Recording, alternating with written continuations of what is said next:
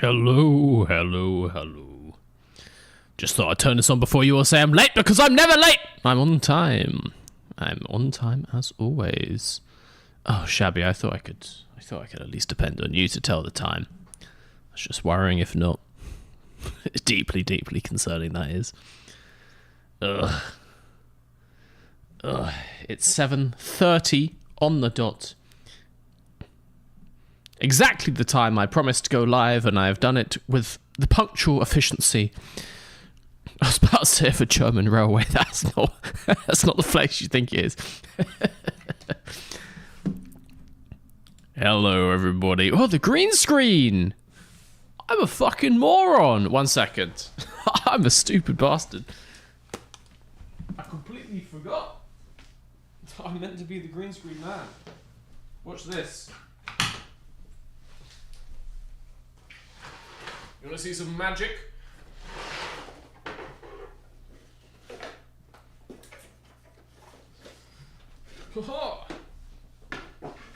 Do a barrel roll.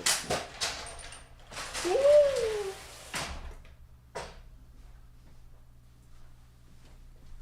Hell yeah. Hell yeah. Would you look at that? Just like magic.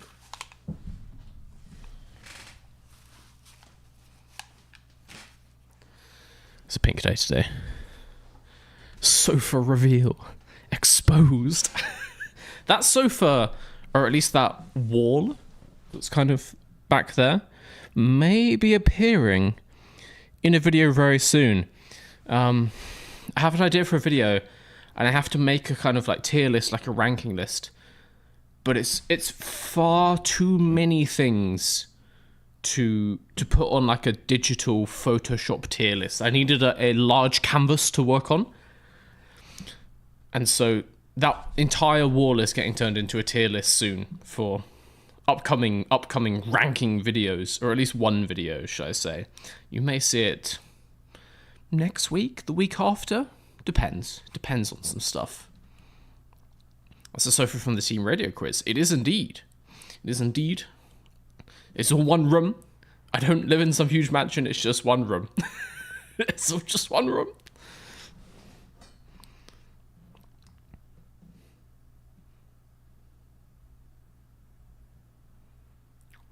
Am I going to be a barrel roll once the stream starts, or else that just stole your... Has someone tried to put through a barrel roll and it just didn't happen? Get wrecked. Get absolutely fucked. I do see it there. Was it when my headphones are off? Did you do it when my headphones are off? I do see it. I do see it. I am a man of my word. Oh, I got better sock. Fuck. No, I dented it. I got better socks on today, much more grip.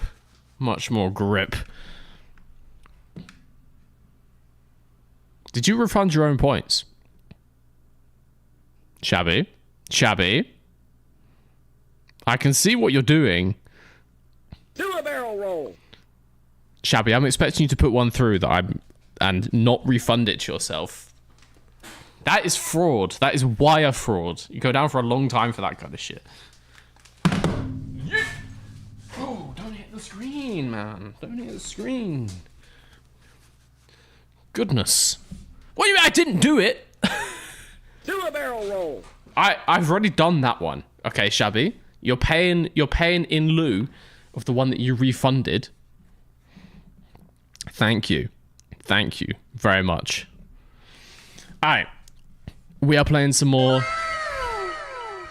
F1 Manager, guys. It is time for a very special Grand Prix. Our team, funnily enough, is not good at many things, but we are good at two things: high-speed sections and rain. And what do you know? We're going to Spa, a track famous for its high-speed sections and rain. I always say that next race is going to be our race. This race is going to be our race. Potentially. We shall find that one out.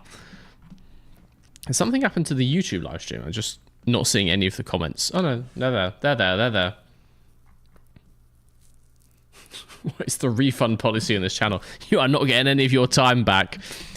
I'll tell you that one for free. If you waste your time spending 13 minutes learning about Cars law, that's on you. How's it going, everybody? How is your evening? Or this evening? How are we doing? Just finished editing a short up for you. Close that. Let's get this game going. Confirming that YouTube works. Thank you. Thank you.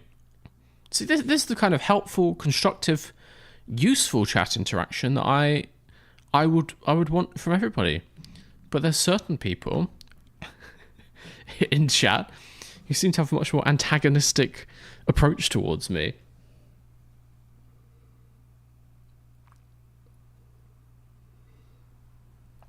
Mouth might be writing checks my team can't pay.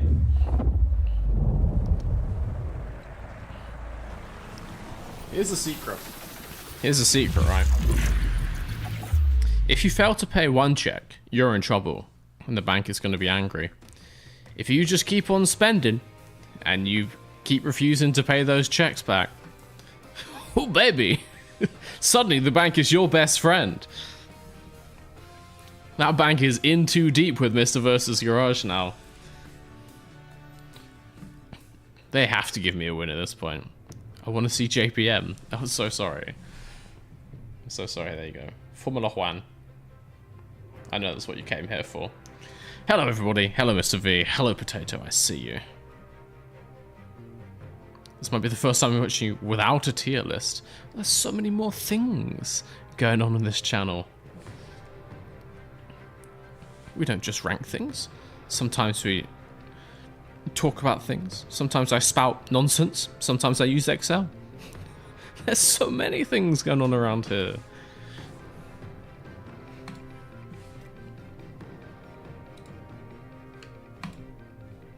Ah. Max still really unhappy, which I don't know. After even taking him to one of his hometown races. He's part Belgian as far as I know. This kid is, you just can't please him. Personal situation, negative. He's just not allowed to sim race enough. Not having a good time with that one. Doesn't like his driver standing. Doesn't like his performance versus teammate. Doesn't like his contract. Doesn't like his qualifying results. That one is on you, Max. I've just thrown it out there. That one's on you. Doesn't like his race results.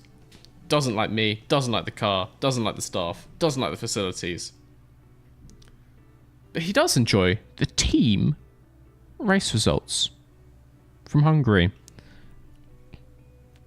And we did some research. So he's got that one going for him.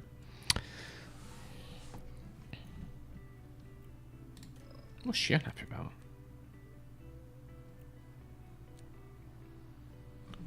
She doesn't like the team's results for the Austrian Grand Prix?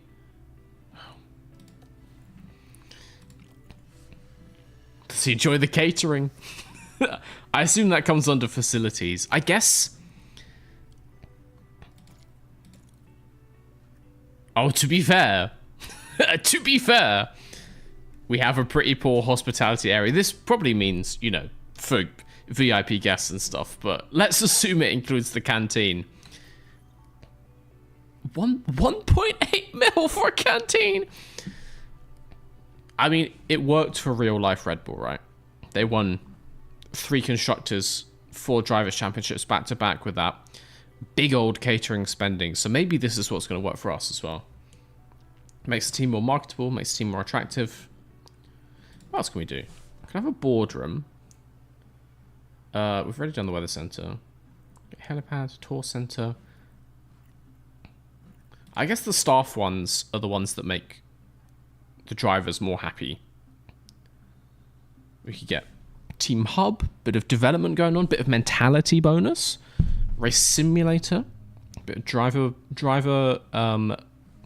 development, scouting department, another couple of scouts. I think it's got to be hospitality. It's got to be hospitality.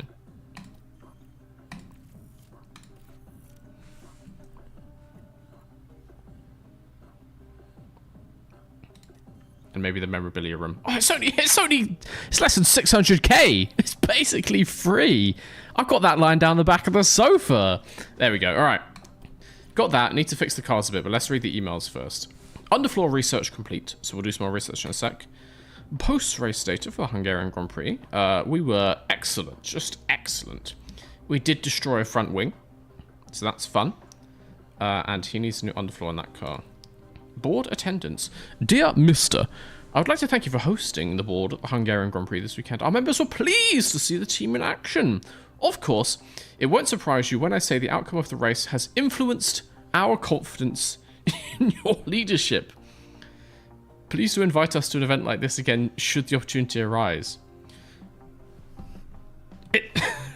Has it influenced it in a good way or a bad way?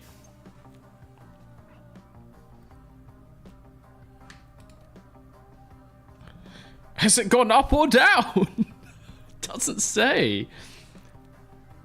It doesn't say.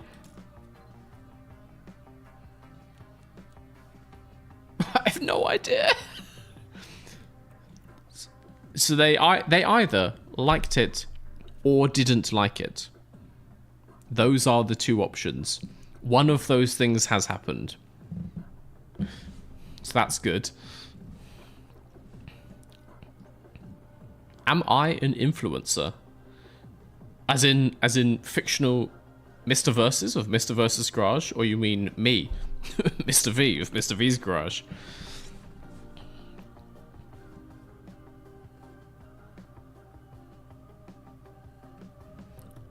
Board confidence high, can't be that bad. Yeah, it's all blue. Blue typically means good. Race performance, happy. Oh, we can see they were satisfied. Merely satisfied. But very happy about Silverstone. We won't talk about Austria. And delighted, thoroughly delighted about most of the season so far. So when you guys say I'm a terrible team principal, the board disagrees with you. Happy with the objectives. Absolutely no debt. We run a tight ship around here. On target for everything. Podium contender. Tons of cash in the bank. Going excelente. It's good. And also David Paginelli has re-signed. David Paginelli. Cool. Okay, let's sort the cars out. Do we have any more of this? We do, but we have no spares. Let's build a front wing. A rear wing. Yes. Everything else is fine. He needs an underfloor. Cool. Okay. Manufacture one front wing, just so we've got a spare. Only 200k. Easy peasy. Our finances are in tip-top shape. Let's do some more research. I'm thinking we just keep researching for next year. I'm thinking we go all in on 2026 regs. And, you know, we are gonna come fourth this year. I think we just ignore this year now and just fully research next year, like, as much as possible. What do you think? Oh, in the game. I don't know. Mr. Versus, he's big with the kids on Instagram. Many, you know, TikTok challenges, get them cross-posted. I don't know what any of them are because I don't use it. Yeah. Bro, we've got a Monster and Greg sponsorship. Like, the content tie-ins, the synchronizations are wild. Doing like Greg's food challenges. Basically just Greg's food challenges. This. Damn, the garage got hands. Thank you, Brett. We haven't had to fight the garage yet. Also, text-to-speech with a god-awful garage pronunciation. If you pronounce it garage, you are from a bad part of the UK.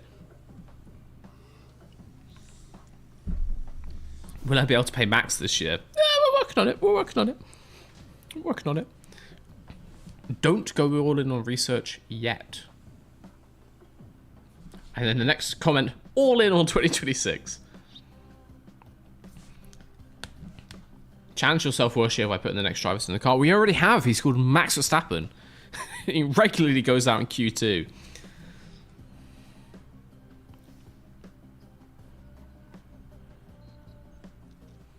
One garage size Mr. V or 10 Mr. V size garages. Once again, I do feel like, given enough time, I can defeat an inanimate object regardless of size. Maybe the garage does have hands. Maybe I'm underestimating the fighting prowess of this inanimate concrete building. Sod you, it's garage assigned a mank. As I said, a bad part of the country. Learn to speak.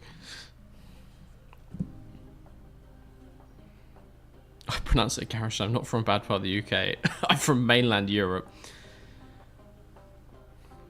Don't know my feelings on that one. I'll let it slide. I'll let it slide.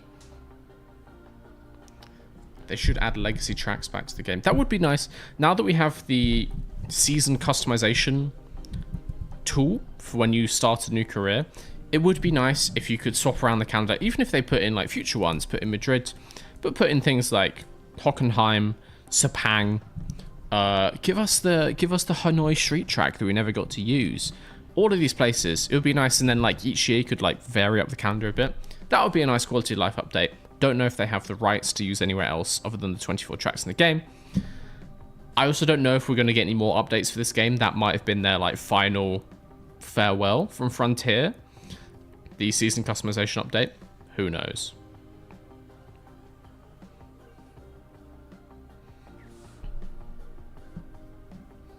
The garage has an automatic door that can cut you in half.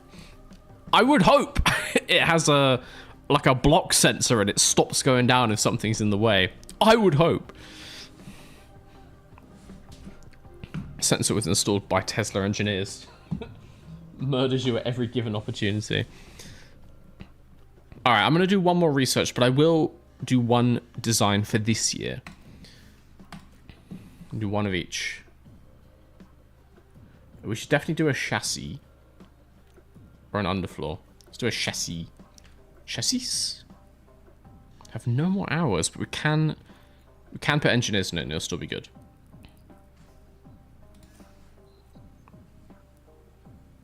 Well, it'd be better than nothing anyway.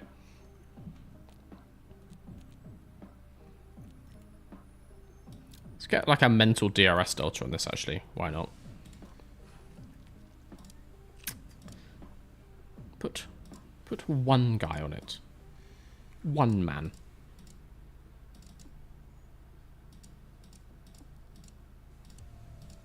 How come?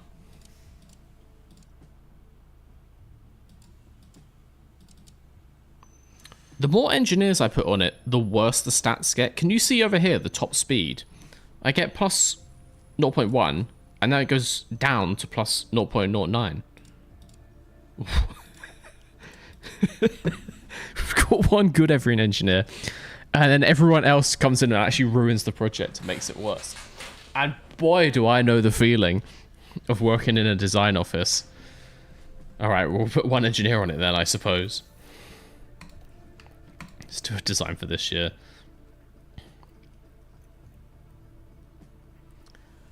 Let's make a new underfloor. Wait, is that gonna make it worse?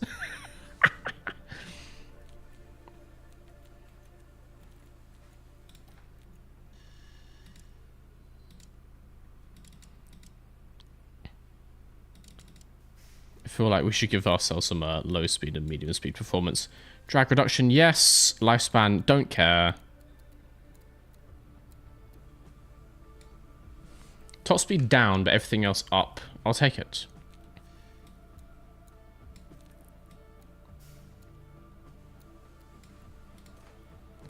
Couple engineers on that. Why not?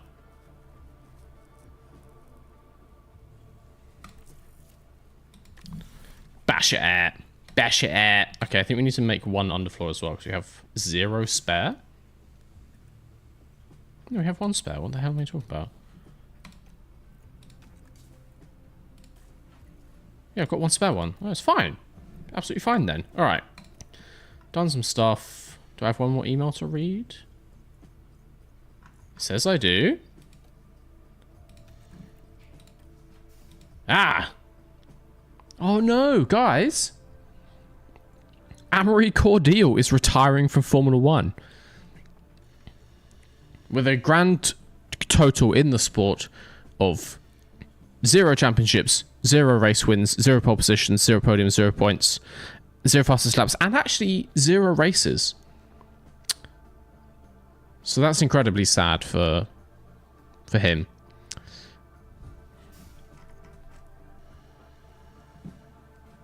I'm glad we had to read that email from 2 weeks ago. Alright. Let's fast forward time. It's actually already race week for Belgium. Gonna make a spare front wing just in time on Thursday. Lovely stuff. Let's go.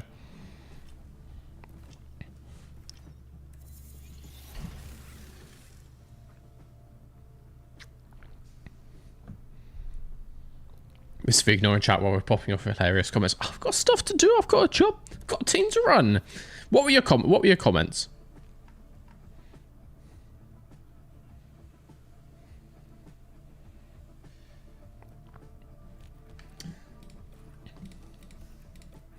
Spare front wing. Lovely stuff. All right. I signed Alex below and he immediately retired. He's not even that old. He's like 28. I mean, Cordial must have been, what, like in his early 20s, I think? He's had enough. He's signed for Sauber and he was just like, no. he saw the 2026 livery and he was just like, absolutely not. Absolutely, don't care if Tomo likes it. I'm not driving this piece of shit.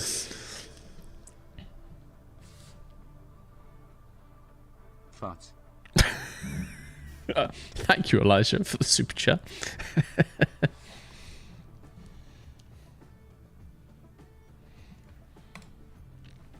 Mr. Very Young Man, get off these imaginary games, go back to work. Bizarrely, playing F1 Manager is my work. Also, Tomo dislikes livery now. Yeah, I saw he updated his tier list in his Red Bull livery video. Now that we've seen them all in testing, realize the error of his ways. Put the Sauber from P1 down to P7. He's got the Williams at the bottom, which I agree with because the Williams livery is just straight bad. I was watching a bit of testing of Mrs. V, and we decided the overall car looks kind of like a vape pen. You know, like a Lost Mary, and it's in like a matte color with like a little spout on the end. That's the Duracell bit. So yeah, the Williams looks like a vape pen. Sauber just looks garbage. But he had some other rankings that he put like McLaren ahead of, I think, Ferrari. I've booked him in for Specsavers, guys. I've been trying to get in contact. We're sending him to a specialist because clearly he's got issues, eyesight, mentality wise. I don't know what's going on with Tomo for the off season, but we're trying to check in on him. Don't worry.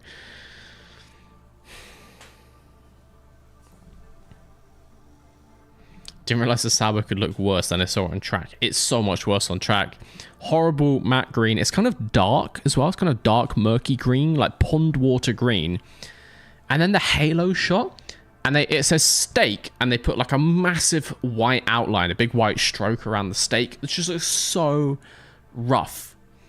Like such a cheap, plasticky version of a Formula 1 car. Just nasty. Just like nasty, low budget video game graphics kind of car.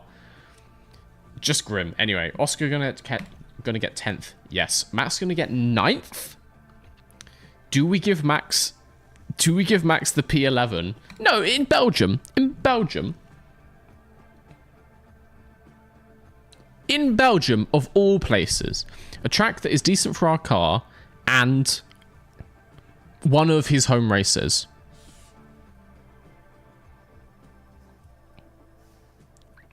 Ferrari's puke. It's not. It's just straight up not.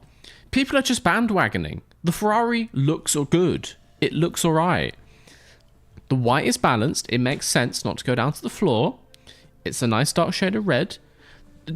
Modern Formula 1 cars, since the ground effect regulations, are very fat. They're fat, bulbous cars. It makes sense. Break up that geometry with a diagonal, that kind of thing. Bit of light-dark contrast. The Ferrari is much better than everyone says. Exactly! I feel like I'm going mental. People are just hating on it for the sake of it anyway. We'll give Verstappen P9. He can get P9. We'll invert the cars if we have to. This weekend, we're in Belgium, in the picturesque province. You can have your opinions, but your opinions are shockingly bad. Straight up, turgid, awful, misinformed opinions. It's just bandwagoning, honestly. That Ferrari does not look bad. Alright. Spa.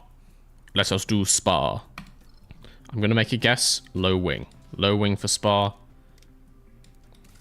We'll figure everything else out as we go along. Compounds. Hards.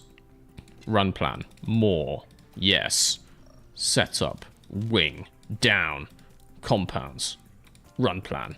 Go. Go. Also, I didn't look at the weather. I don't know if it's going to rain. We shall find out. Let's do this. 2, 1, should be green.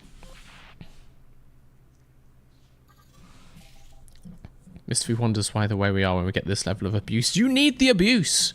You deserve abuse.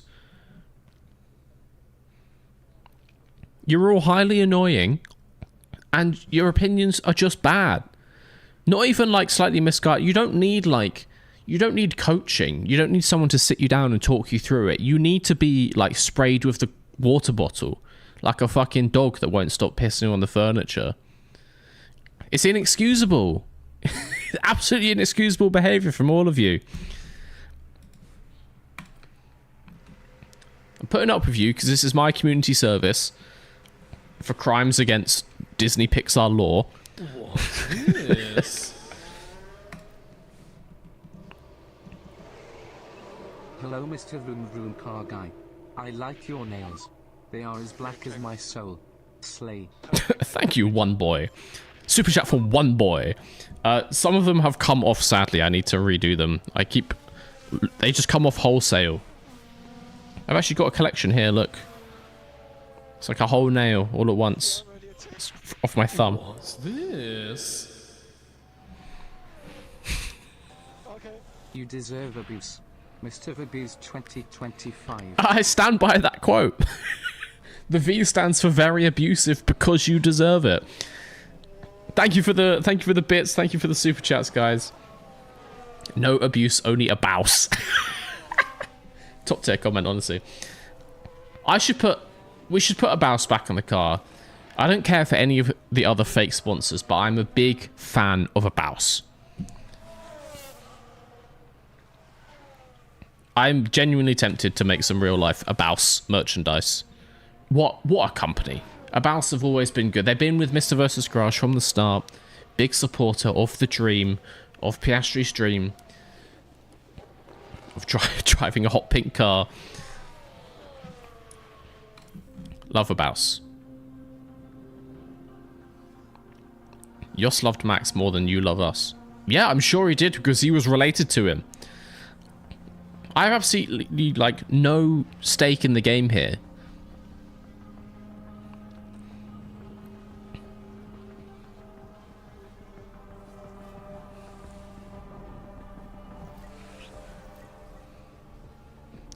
Is the whole nail falling off? What kind of crazy polish do you use that has this integrity? If you do your nails properly, it should come off all in one go.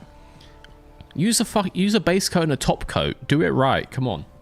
I'll teach you one. I'll do a Mr. V nail tutorial one day. Should be good. How's the ELO video going? Hello. Shabby Wobby gifted a tier 1 sub to Mr_Abuser. They have given 31 gift subs in the channel. I stand by it. I stand by it. Thank you for the gift sub, Shabby. Balance feedback. All right, get him in. Get him in. Set up bad. It's a bit That's nice. difficult to drive at the moment. Yeah, copy that, mate. How is Mr. Abuser an allowed name on Twitch? And I can't put Bish in the title, but you can call yourself Mr. Abuser. Yeah, Twitch is a very intuitive profanity policy. Very intuitive. ELO video, or should I say the V-score video? Or V-rating, V-score? I'll find out. I'm working on the concept of the system. So I've been kind of tweaking, obviously the actual, like, the maths, the implementation of a database to calculate the systems, I've got that sorted. I'm kind of tweaking what goes into it, and I will explain this. I will make a video. I plan to have it ready, I was gonna say by the season opener, but that only gives me, what, 2 weeks, so around then, let's say maybe like end of March kind of time. Yeah, I've been going over it a lot, like what is and is not like a good measure of driver skill. So we need to have roll something like that. Then I guess like that. That's not bad.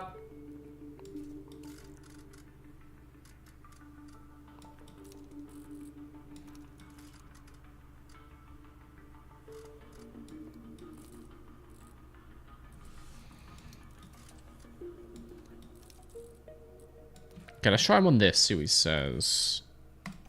Same tires, same run plan, should be good. But yeah, there's a lot of pitfalls. Like I wanna get it right, the V-score thing.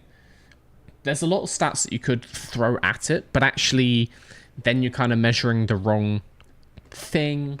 And I saw some discussion in the Discord, people talking about like taking DNFs out of the equation, but DNFs are a part of it. Like if you DNF, you have performed worse. And if you look over a whole season, some drivers just DNF more than others. And that is a part of driver skill. So we can't take that out. But then it's like, you know, do we start to measure DNF reason, all this kind of thing?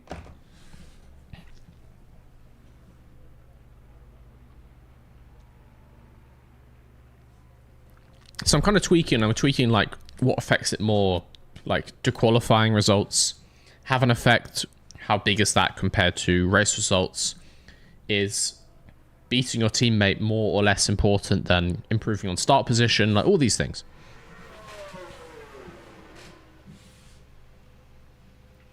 So I'm getting there, but I want to do it right. I kind of just want to do it like once and get it right. And we can improve. We can do like V-score 2.0 come the mid-season break or at the end of the season. After some feedback, we'll see how it goes. Also just been working on a website and actually trying to make it look nice. So it's a nice website to browse. To look at all the drivers, give them like graphs over time. Learning some HTML. And that was great. What a fun way to write code HTML is.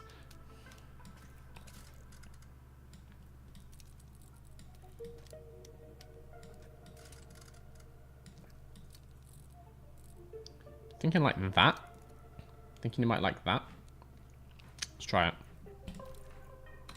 Let's try it. I had to turn off my Instagram notifications. You post one reel and I get like 50 notifications. Hello. Walther von der Vogelweide, 1170, Geburtsort bekannt, 1230, Mögliche Weise in Würzburg, gilt als der bedonest deutschsprachige Lehrakademie Altes. Erdichtete in Mittelhochdeutsche Sprache. I agree wholeheartedly, Walter. I couldn't have said it better myself, honestly. I don't speak Toto Wolf.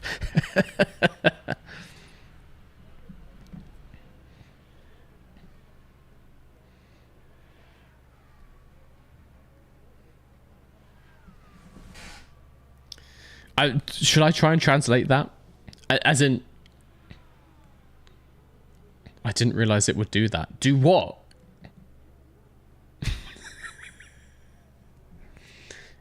Do it all in German? Like, what didn't you realize? What part of your comment didn't you realize? The English-German mix. There's no English. It's all German. Unless that's just like the end of a comment and it got cut off. Let's just hope that wasn't an excerpt from Mein Kampf. I'm pretty sure it's not. You know what? I'll dictate it into Google Translate. I cannot remember how you say numbers. 1000, 170. I'm just gonna do it on the fly. We'll see how butchered it gets.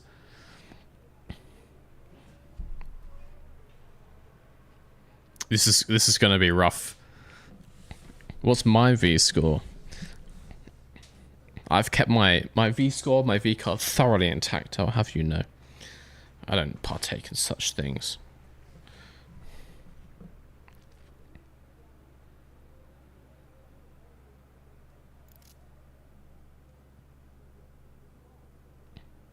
I've translated it already. Water von der Vogelweiser. Around 1170. Place of birth unknown. Around 1230. Possibly in Würzburg. Is considered to be the most important German-speaking poet of the Middle Ages. He wrote poetry in Middle High German. Okay, so that's like a copy and paste translation.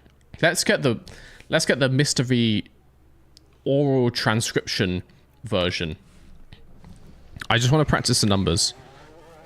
1000, 117, 70, and then 70,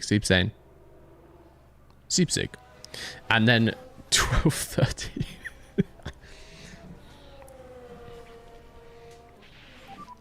Just watching mirrors. 1170 Geburtsort unbekannt. 1230 möglicherweise in Würzburg. Gilt als der bedeutendste deutschsprachige Lyriker des Mittelalters. Diktierte in mittelhochdeutscher Sprache. It completely gave up at this point. It got to that point, it was like, fuck this guy, I'm not doing this. But those first two words are absolutely nailed, as you can see. As you can see, fluent German from Mr. V, and there's zero proof otherwise.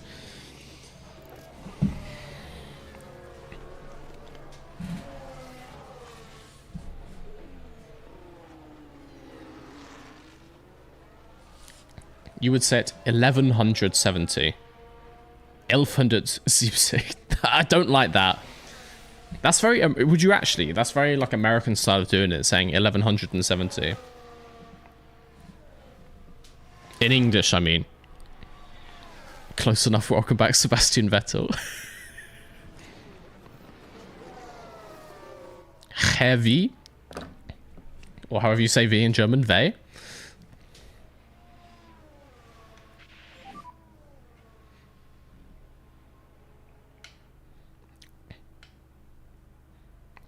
Someone said Spar looks like a pickaxe and I can't see it. Spar looks like a... It looks like an Uzi. It looks like a micro Uzi. It's even got the shoulder rest. You know, up at No Name Corner and whatever those ones are called.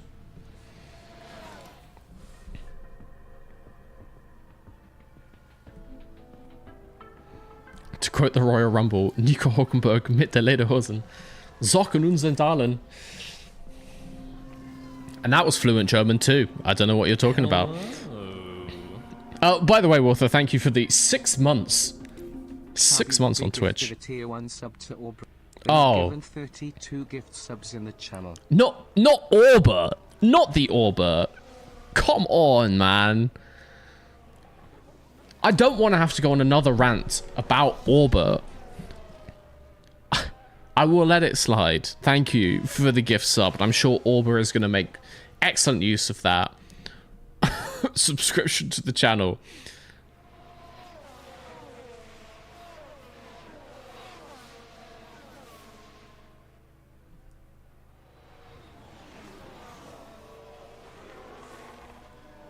I will not go on the rant currently. I can allow one Orba. I can let it slide. Piastri down in P22, so that's fun.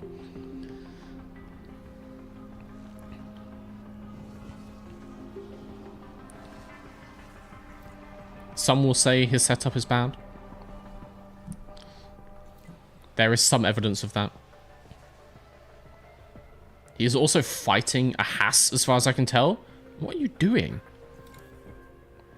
Yes, he's stuck behind a Haas of Magnussen, which is really not going to be helping us pace, is it? It's alright.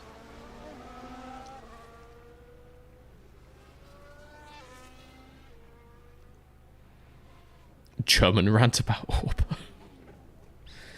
I don't know enough German to get across my true thoughts about the abomination of an acronym that is Orba, so I will leave it for now. How's the balance? The balance is good. He's still P22, but the balance is great. Copy that. Did you see the Red Bull suits have Orba written on the leg? Yes. Yes, I did. I'm aware of the spread of Orba. I'm not happy about it, but I am aware. Okay, let's leave them out. We don't have time to change setup again, so they can finish their run plans. Get a bit used to this track.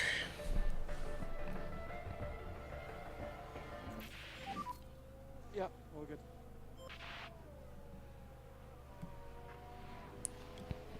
You said 1170 was so American. How would you say it? 1170 or 1170? Depends on the context, but one of those two, yes. Most of the time, I'd say 1170. I wouldn't say 1170. Yeah, it was just 1170. Or 1170. In an engineering context, quite common just to like read out all the numbers, then there's no mistake.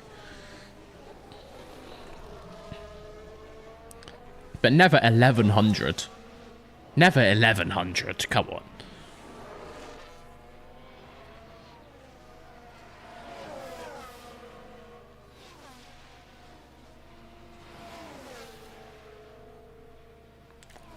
So how are we today? I'm doing alright. I'm doing good. Been getting through some random bits. I got some like weird video projects in the works. There's lots of just like stuff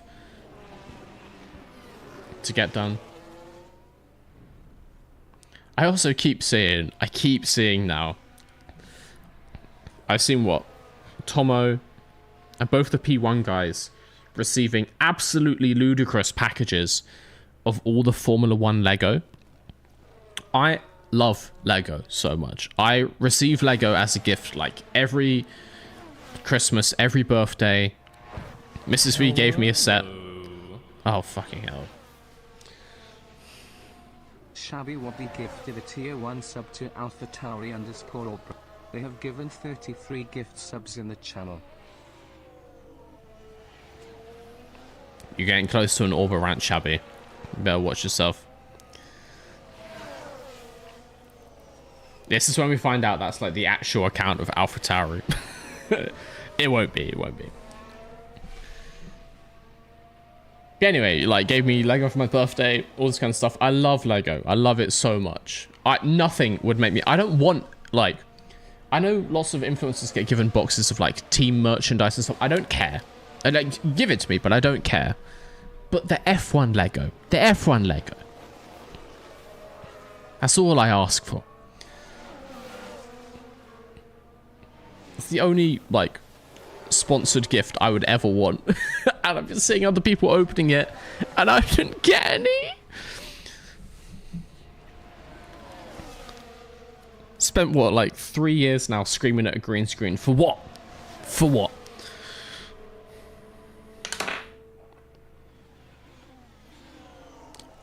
It's a crime that I didn't get it. No, it makes sense. Like, their channels are much bigger than mine. Tomos is still, what, like 5 times the size of mine? Hello. P1 is like 12 times the size of my channel, so it's understandable. Wather with the 5 subs, I'm assuming for my impeccable German dictation. Thank you, Wather, man. Who got them?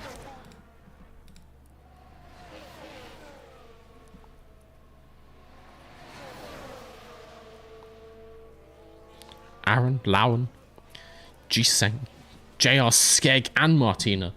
Hell yeah, welcome into the Green Screen Enthusiast, guys.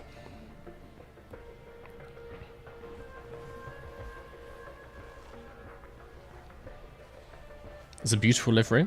Oh, mate. The custom livery we have in this game is on point. Like, the guys in the Discord just made this for me, completely unprompted, and it is amazing. We have Greg's Inner Title sponsor. Couldn't be happier. Couldn't be happier with their support of the team so far. We get sausage rolls for free every single day for the team. Is it good sporting nutrition? Legally, I am now obliged to say no comment. Oscar Piastri's been eating at least 6 a day. That might explain what's happened to his reaction time and why he's 1.4 seconds off the pace. It's all the pastry.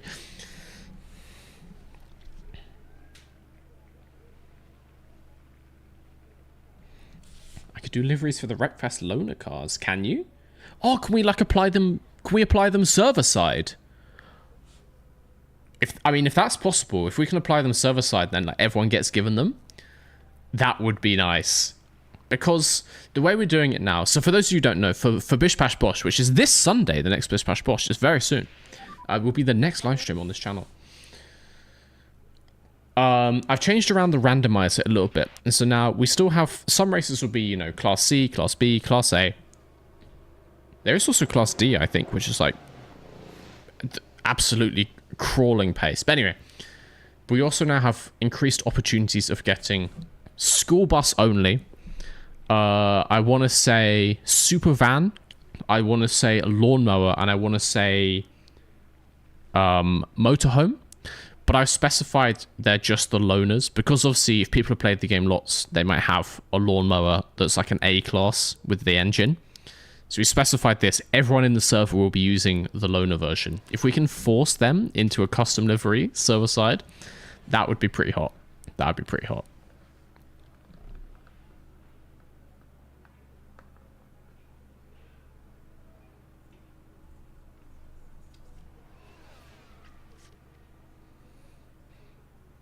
If you replace the files of one of the default slots, only you need them to be displayed for you.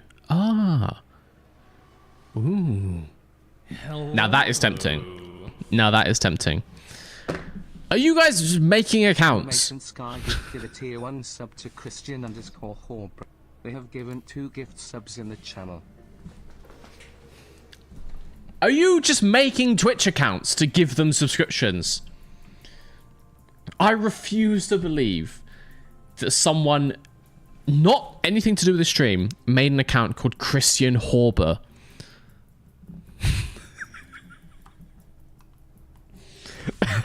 Thank you for the gift sub. Thank you for the gift sub. And Christian Horber, if you're watching, I hope you're enjoying the stream so far. I get paid for the sub. That is true. Every single time I get, what, like £2? So I'll take it. I'll take it. All right, setups are sort of fine. Let's go to P2. It's going all right. He doesn't like the oversteer. I'm not helping him out. To keep the cornering where it is. We need to keep the straights where they are as well. Let's get that down. Let's get this back up. Oh, yes. Oh, yes. Like that. Let's get the front end in a bit more. The oversteer in a bit more.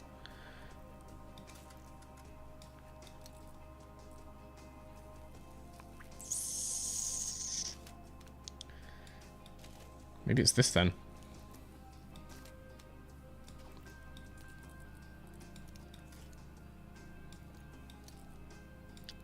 Let's give him that. Let's give him on that. I think the traction won't be great because it's only just good. So that might just be great next time. But we'll try him on this. 18 laps on some mediums. We definitely want one set of hards for the race. Do I want to try and keep 2 mediums for the race here in Spa? Potentially.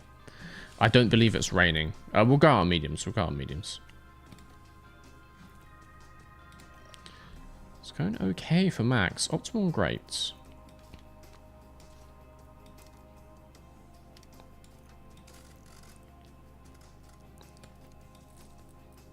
Do that. Get some back in line.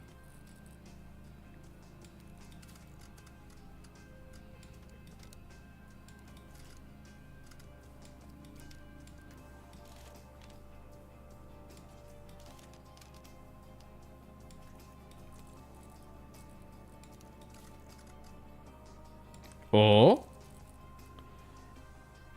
okay, let's try that one. Let's try that one on for size. See what he says. Let's go to P2.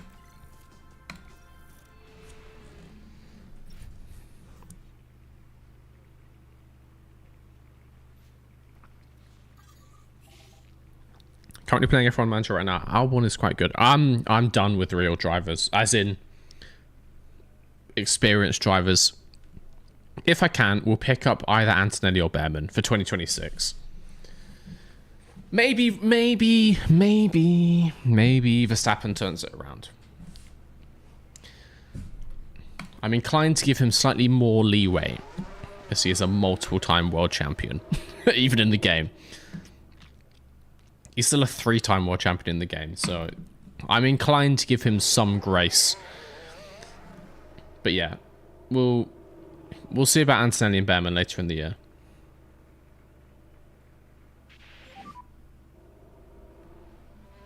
Prediction live. Oh, Robert, having Greg's my lunch tomorrow. What should my order be? Guys, we got to workshop this. I would recommend, of course, for corporate reasons, the Oscar Piastri special. My guy, 2 sausage, bean and cheese. A Vimto or equivalent from the fridge, and then a pink donut, whatever that may be called. It's the Oscar Piastri special. But if you want some deranged opinions, I'm sure chat has got you covered.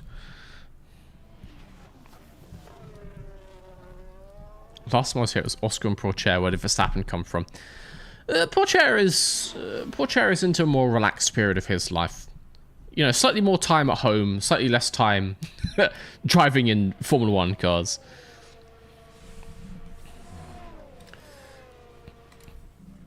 Is it an improvement for us? So far, no. Verstappen is not good. But we'll get there. He's just very unhappy. We'll get there. Maybe being able to drive in the hills of Belgium is going to improve that. Yum Yum's got to get some Yum Yums. Vegan sausage roll, cereal bar, Americano with...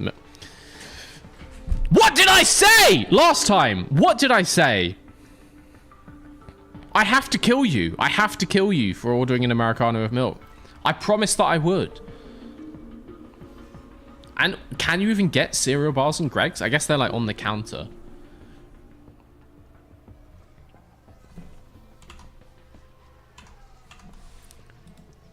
If you add milk, it is not an Americano. You can order an Americano and add your own milk. That's acceptable once it is in your possession.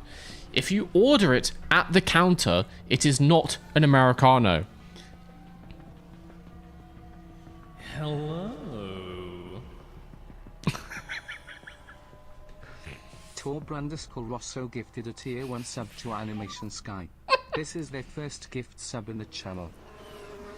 Okay, who's doing it now? Which one of you is Torba Rosso? That can't be a coincidence. That has to be one of you.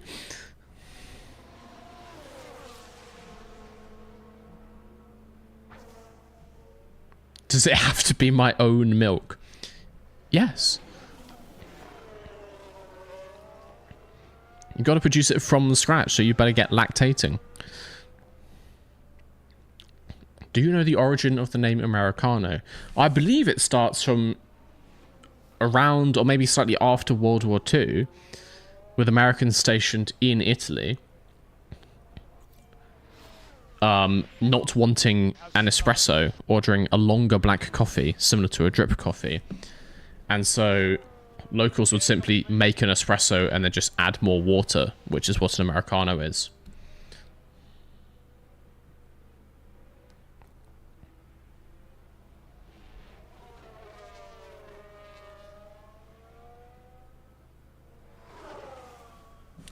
Getting a Kimmy as an affiliate is cheaper. Yeah, probably.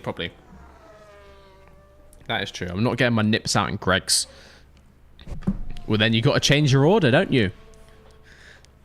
Then I would recommend you order a latte. In that case. We believe in milked Americano supremacy. Fucking hell. So it has a name. You could call it a dashed Americano. Technically, would be a thing in like proper coffee circles, but it's still disgusting as a thing to order. Don't do that. But also, you're getting cold milk. You want hot milk, or at least foamed, steamed milk. I don't want cold, flat milk. That's weird.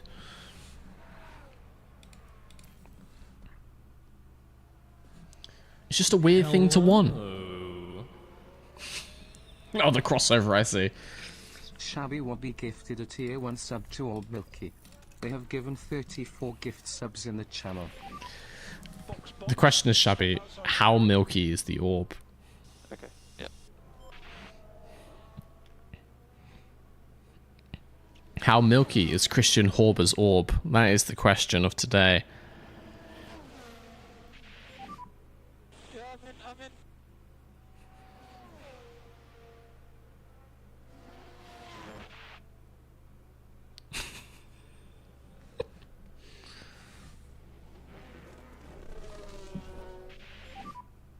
Oh, it's gonna put that. Limiter on. You will be Hello. Animation Sky gifted a tier 1 sub to Max Verstappen. They have given 3 gift subs in the channel. Is that like actually Max Verstappen's Twitch account that you've just gifted the sub to?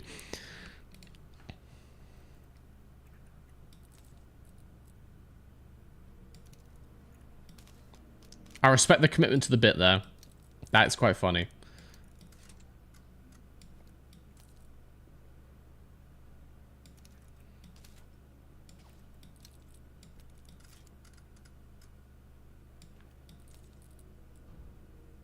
Okay, let's try him on this. I think that oversteer might be not great, but let's try him on this. See what he says. Go out for those 18 laps, mate. You'll be fine. Think it is. Let's click through. Let's click through.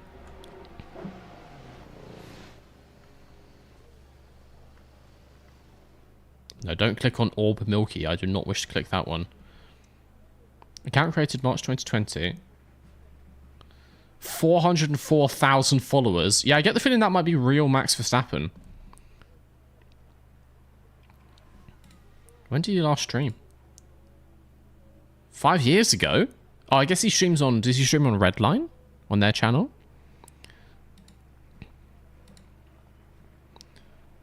Maybe he just watches loads of stuff. Absolute Twitch chat degenerate. Maybe he's watching right now. Hello, Max, if you are. Max, if you're in the chat, can you clear something up for us? Is it okay to have an Americano with milk? I feel like Max Verstappen is the kind of guy just to order like a... He seems like a latte kind of man, or like a cappuccino kind of guy, if you know what I mean. I could see that for him. Ooh, 85%. All right. Room for improvement.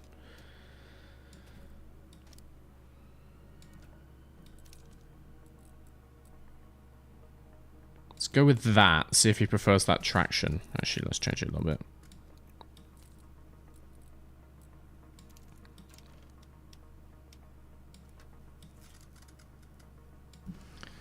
Let's go with that. Let's go with that. See what he says.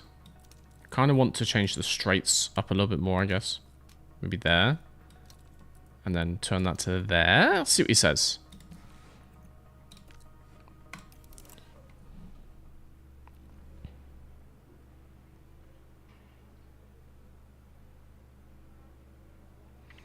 Just came back. You still telling people if they want the Americano with milk, they should start lactating, or is it a different rant now? I'm not in a rant. I'm not in a rant. We've just had Animation Sky give a Twitch subscription to actual Max Verstappen.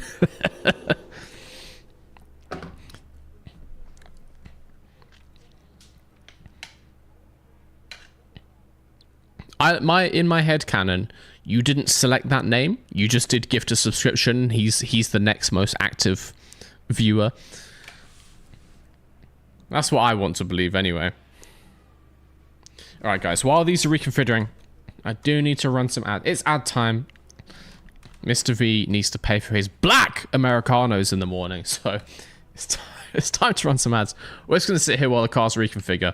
I'm not going anywhere, so for those of you who don't get ads, stick around. Stick around. Ads are running.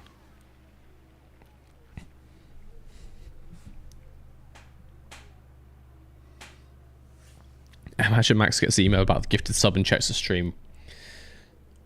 What time is it? It's half 11 in Bahrain currently, I think. It's only 3 hours ahead. He might still be up. He could be on Twitch. There's a non-zero chance Max is saving up 100k for a pit stop.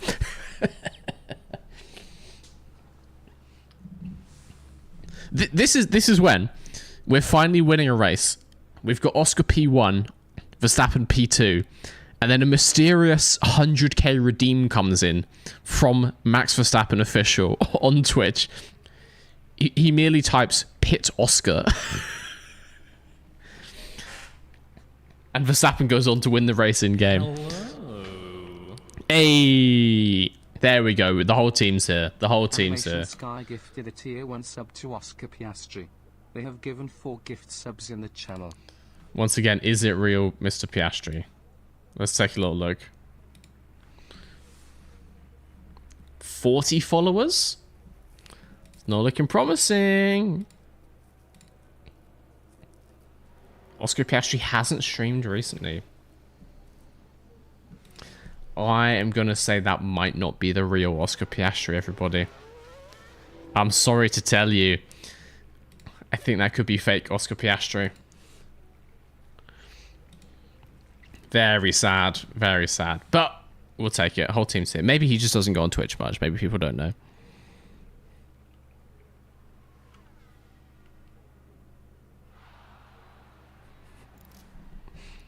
I'm writing fanfic about this. I hope it's the Max Verstappen viewership thing and not the lactating and Greg's thing. But either way, I can't stop you, can I? Alright, let's get these guys out of the pits. Is this reconfig done? Yes. Okay, cool. Get at. Get it, Max.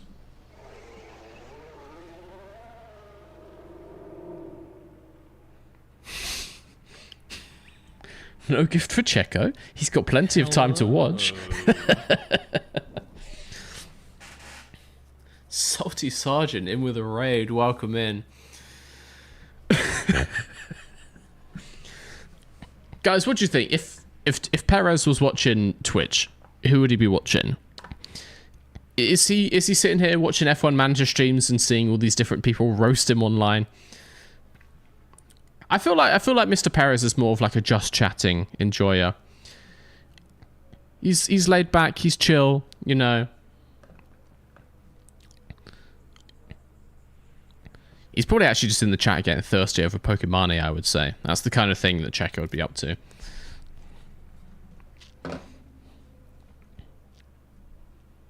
Northern Lion.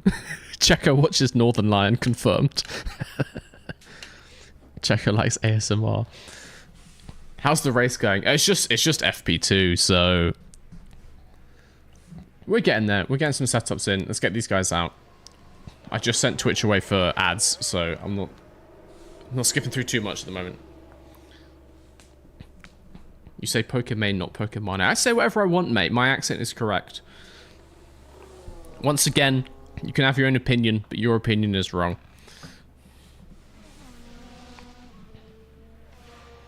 Paris watching them hot tub streaks.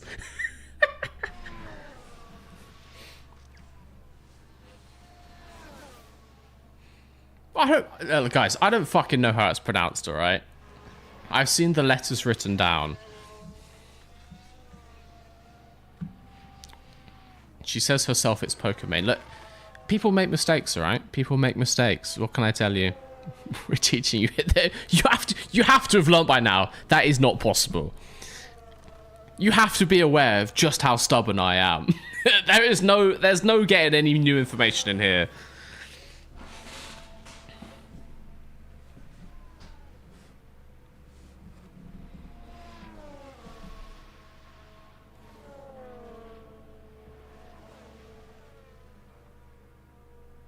Mr. V never learns. Exactly. I refuse to, out of principle.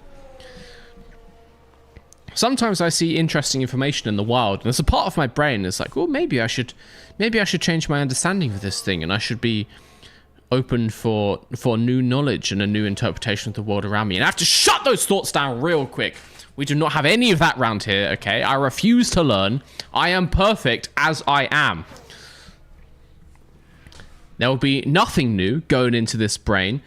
The curated collection of facts and data that I have currently is perfect. Perfect, right? I refuse to change it. I refuse to learn. Why is there... What is this chat message? Max breastfeeds his cats. Where's that come from, Bruce? Can we rewind? Can you explain that one a second?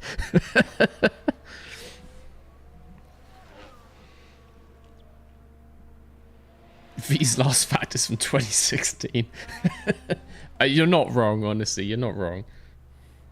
Till I know the Queen died.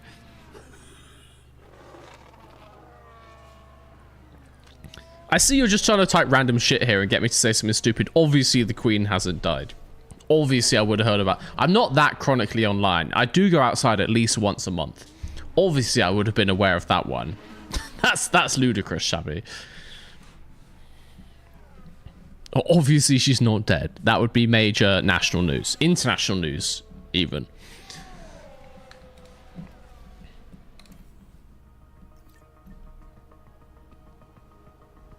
You guys think I'm so stupid. You think you can catch me up with something like this?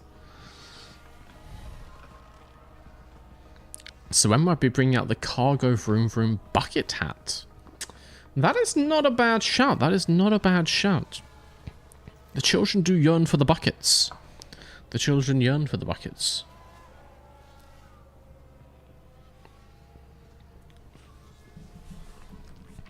What are you thinking? Like, it looks the same as this, but is a bucket hat? Or do you want a funky design? You can't have the same design as the 50k limited edition. Those are staying limited edition for a reason.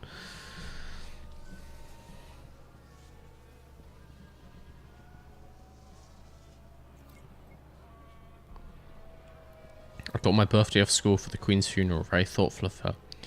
Don't look. You're trying to make it sound like she's dead. Obviously, I would have heard if the Queen had died. You guys are constantly trying to trick me with shit like this. Obviously. Haha, very funny. Not gonna fall for it.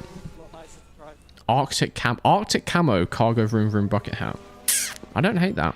I don't hate that. I'm gonna look into this. There might be a new merch drop coming pretty soon. I've got some samples on order of a couple things. A couple new designs. One based around a certain catchphrase of the channel that you may recognize. Yeah, there could be new things loaded onto MrVsGarage.com very, very soon. Very, very soon. Want to get free merch, yes. But genuinely, I am very grateful to the mods. I would like to sort you out with something in the near future. Buns. Doctor Not So Horrible with a 3 months of Prime from Gabuns, indeed. Indeed. Is the catchphrase yummy Danica feet. You saw right through me. I've commissioned a local artist. I showed her the pictures on danicapatchett.com and I said, this, but even sexier. And oh, they've been cooking. Oh, you're gonna like it. You're gonna like it. Cast 911 merch confirmed.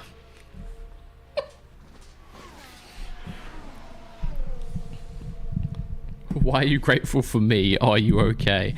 Well, you make an excellent point, Shabby. You are a thorn in my side on a daily basis. Let's get these guys to the end of their stints.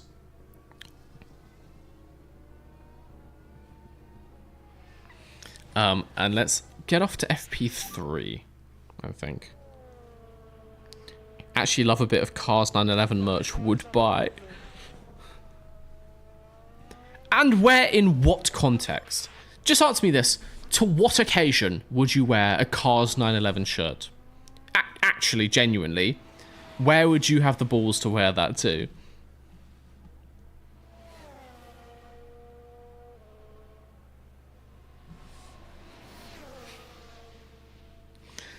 V, did you hear about the bombing in the World Trade Center? Anyways, what a lovely rookie season Nigel Mansell was having in cards. I would wear a Cars 911 shirt for a holiday in New York City. I'm on a list. I'm on a list when someone hears the audio transcription of this stream. Yeah. Yeah, can't wait for YouTube to demonetize and mute this entire thing.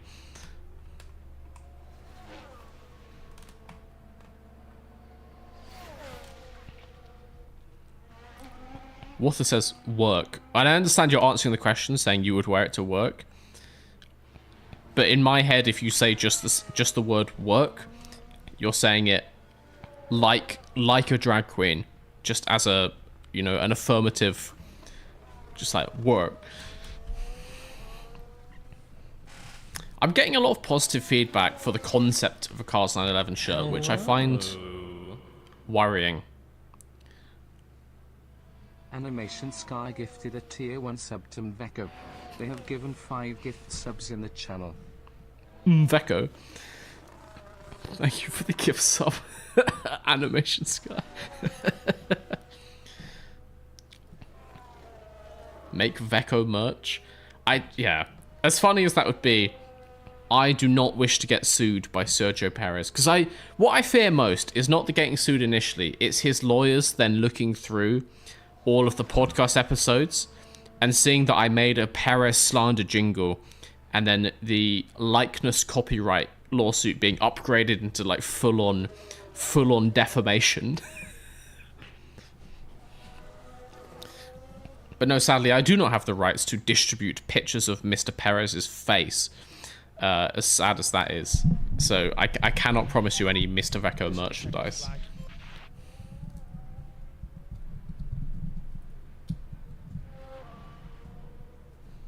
Can you let us know the time between the first Cars 911 shirt and the first cease and desist? I genuinely wonder, because obviously I don't make them. Like, I have a supplier who actually like physically makes the product. I wonder if I gave them a design like that, if they would make it, or if they would like get back to me and say we refuse on like ethical grounds. There must be a point. There must be a point where they would turn down the design. And I feel like Cars 911, at the very least, would be near that point, if not massively over it. Get in. Come on.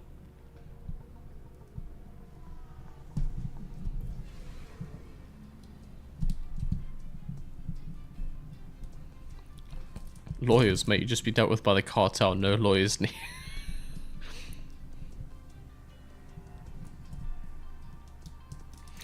Yeah, I don't know the sound of that. Maybe no Mr. Veko merch then.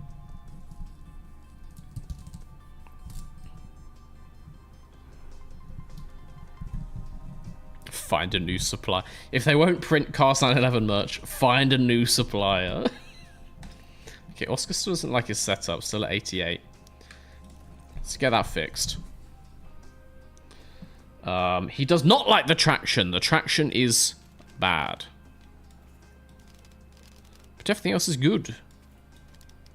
Ah, okay. That's probably going to do most of the fix. I feel like that's pretty good, right? That's probably about what we need.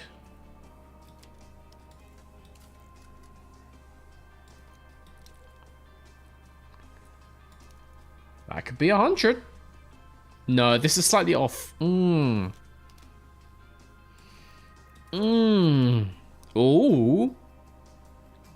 Ooh. There is a chance.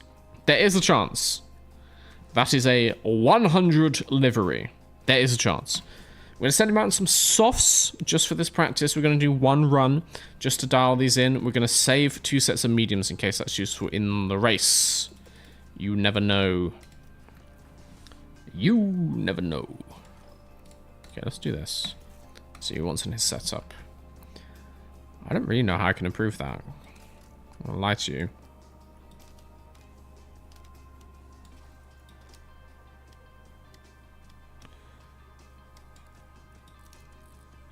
I guess there is probably better. We'll give him that. We'll give him that. We'll see what he says. Yeah, these are looking like good setups. Let's go to P3. Let's do it.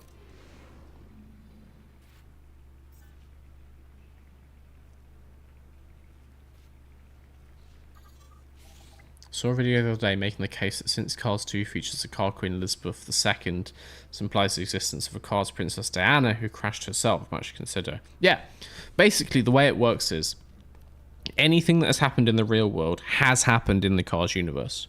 It's exactly 1-to-1.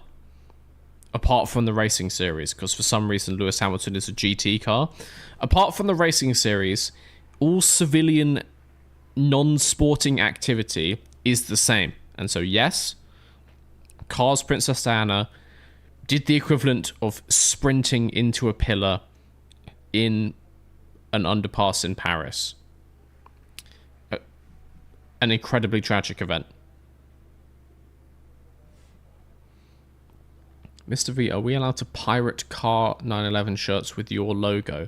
I feel like for legal reasons, I'm going to have to say no. For basically every single element of your suggestion.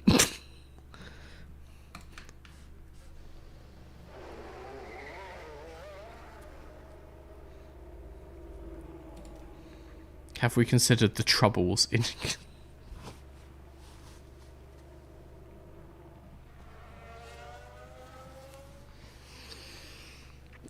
For anyone watching who does not know what the troubles are, which may even be some of the British people, because it's fully not taught in schools in England. I'm not going to explain it. I don't want to explain that.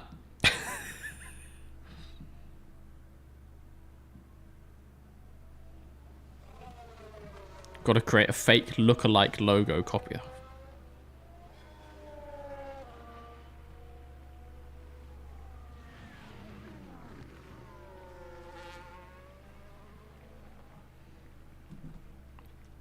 Troubles are such a British way of naming it. Yes. Yes, to call it an understatement would, in and of itself, be an understatement. Let's get through this session. Let's get to qualifying. I did learn it in GCSE history. Okay, I didn't. I did GCSE history and I didn't learn about the troubles then.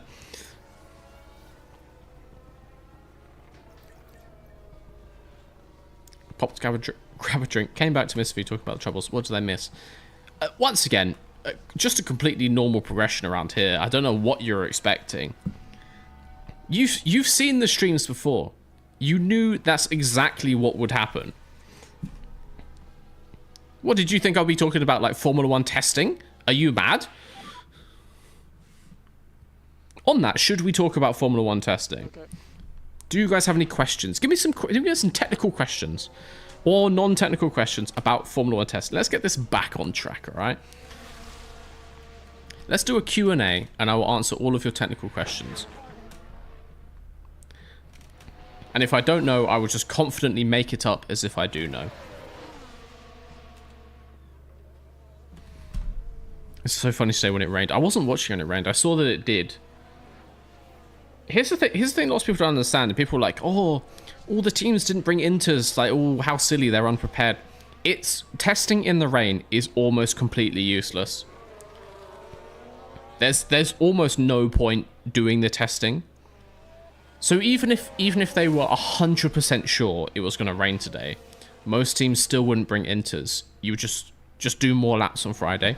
It's completely pointless testing in the rain. Like, yeah, a car that's quick in the dry is also quick in the rain, and sort of vice versa.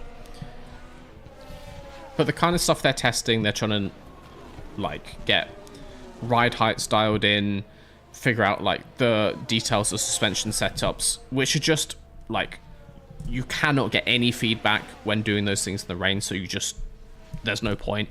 Also, any feedback on engine is completely different because the airbox is now not just sucking in air, but sucking in wet air and the spray from cars ahead. So all kind of engine data is completely thrown off. It is actually pointless running in the rain. So that's why teams didn't bring any inters, despite the fact that there was a forecast to rain. The only real benefit of running in wet weather is to practice running in wet weather. So for the drivers to practice with a new car, and maybe you might do some stuff like testing a wet pit stop, but it's literally just like human practice is the only benefit you would get from wet testing. As the ghost of Bernie Eccleston sent rain upon Bahrain, he's not dead, I don't believe.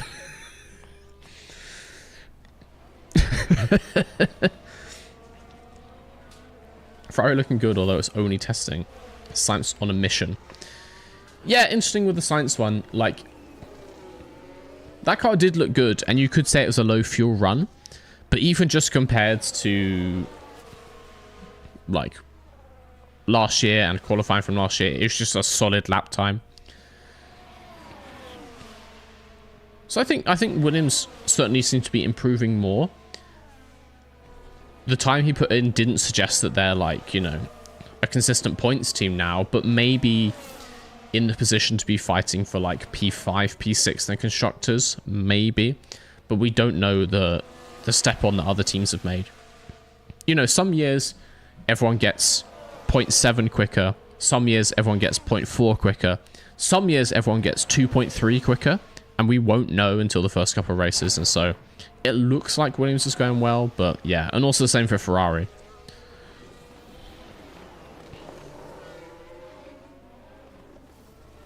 Williams turning up on day one is an improvement over 3 years ago. Very small light drops of rain. Copy. What a Haas cooking. Yeah, I feel like whatever Haas are cooking, they've left it in too long. I still maintain... I don't know if you guys watched my bold predictions video, but I still maintain I think Haas will be P10 this year. I just can't see it working out for them. I think they'll be down there with Sauber. It's going to be between those two teams, but I just can't see Haas making any meaningful improvements. I know, like, everything that Ayakamatsu says seems to be very reassuring, and he's just talking about, like, stable progression of the team, improving their strategy side, their facility sides, which are all, like, good signs, rather than Gunther Steiner just being an absolute mentalist. But yeah, just from, like, a design capability point of view, I see Haas falling behind once again. I think Ollie Behrman is overrated. I kind of agree. He's got a lot of hype, which I'm not entirely sure about. No better moment than Q1 first race. It can take a couple races, because some teams, you know, different teams are suited to different tracks.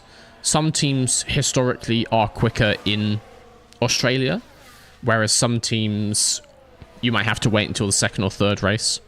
We've got what? Australia, China, Japan, which are all...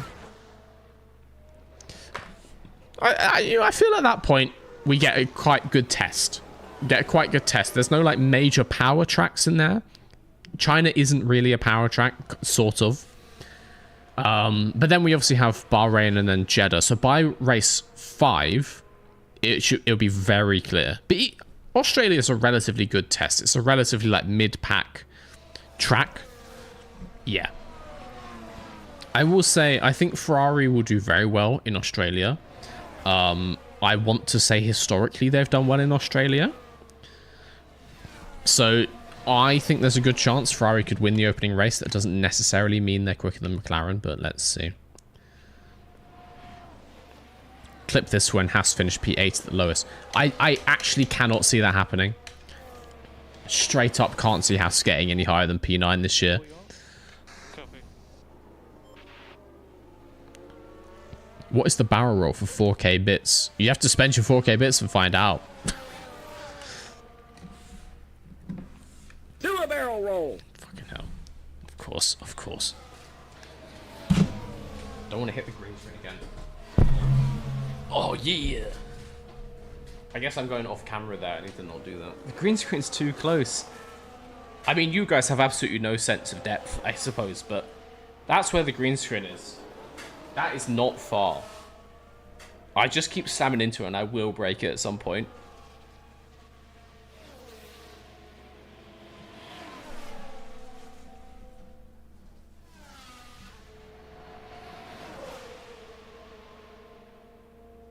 How do you think Antonelli's doing? He's been pushing hard, certainly. Just from seeing a few onboards of his, he looks like...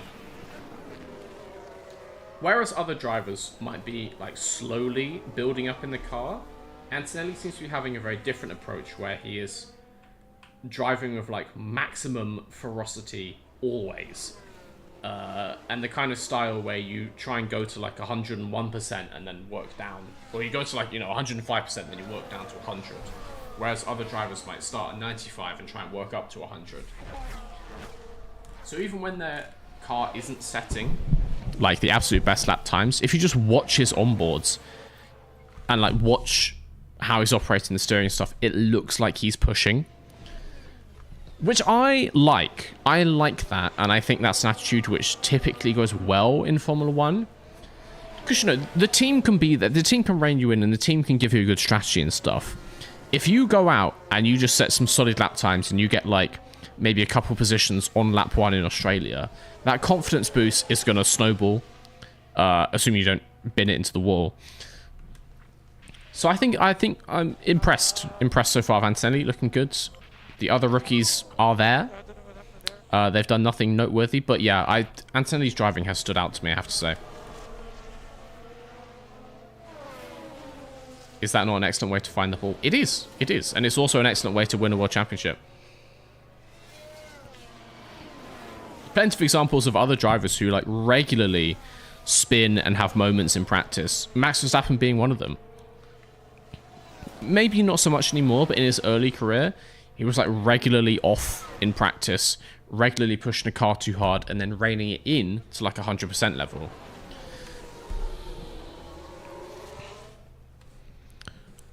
So yeah, it does typically mean more crashes. I think we could see Antonelli being a bit crashy this year, more than the average rookie, let's say. But at the same time, I could imagine him getting some good results. Obviously, it looks like Mercedes is okay. Hard to say exactly how the top 4 are sitting, but I think they're definitely in the top 4. They're not falling down to like a mid-pack team. I feel like Hadjar might have a few crashes. Yeah. Well, yeah. Hadjar in F2, yes. So if he does that again, then yes. Which is why I put quite a lot of stock in Hadjar, because he is quick when he gets it right.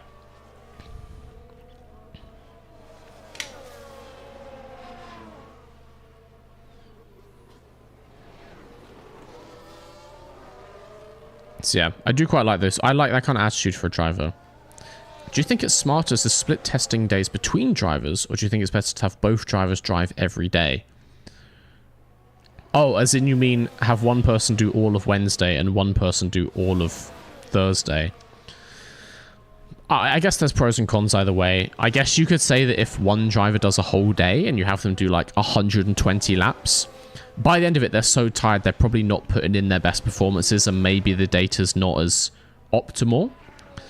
On the other hand, it means you've got a whole day to really like hone in on some stuff. Otherwise, you've got one driver in there for 4 hours, just when they're starting to get a feel for some of the more like intricate bits, some of the finer things to get to in the setup. You're pulling them out, you're putting a completely different setup on the car, and it's the same car. You only have one car in testing. They don't have a car each. So you have to pull their seat setup out, put the other guy's seat setup in, undo their setup changes. And obviously you write them down. You write down the setup change, but still there will be some like larger setup differences that are bad for the other driver because everyone has a slightly different style. So then you have to spend a bit of time undoing that, but the drivers stay more fresh. Also, one thing to note that you might not realize is lunch in testing is only like an hour. I want to say there's an hour break. If you're swapping driver, the team does not get a lunch break.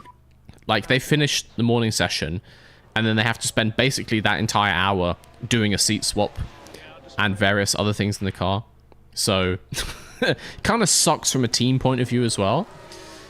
But I would say having one driver morning and second driver in the afternoon is probably better data-wise. I would imagine, having never worked in Formula 1 data.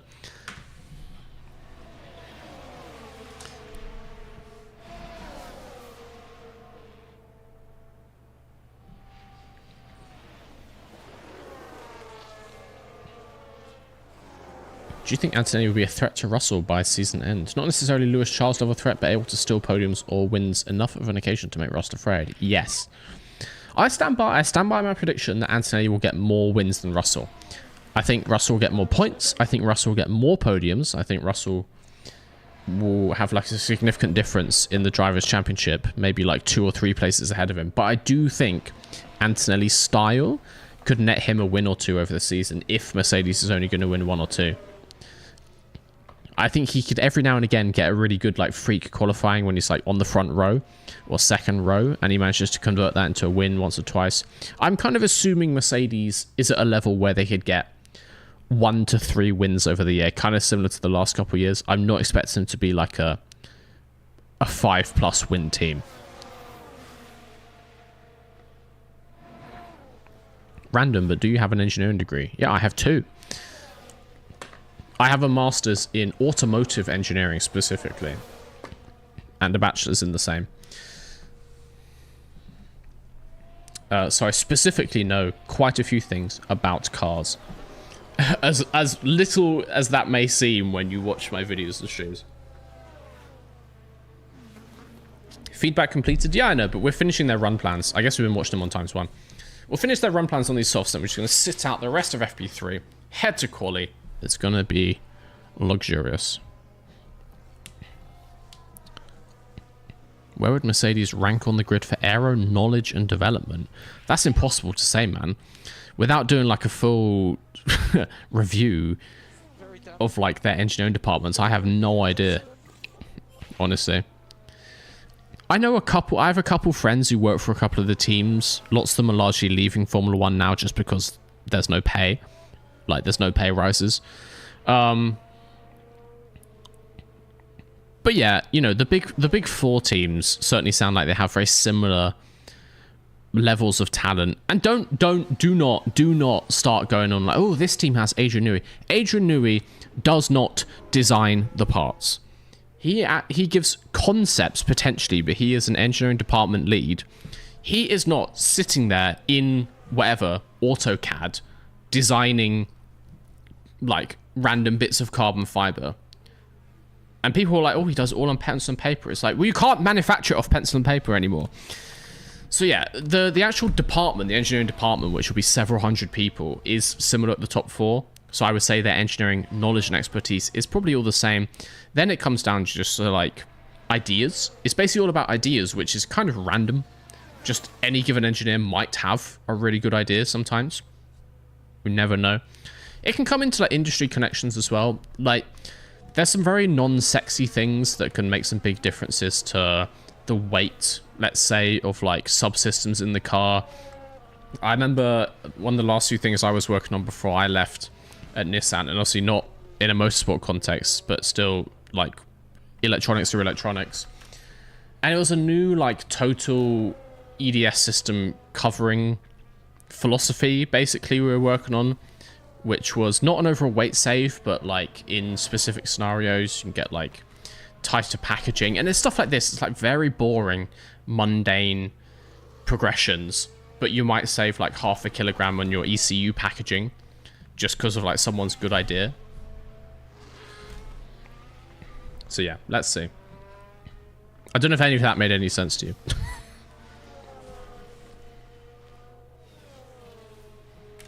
You're officially as educated as I am, and I base most of my self-worth on my intelligence.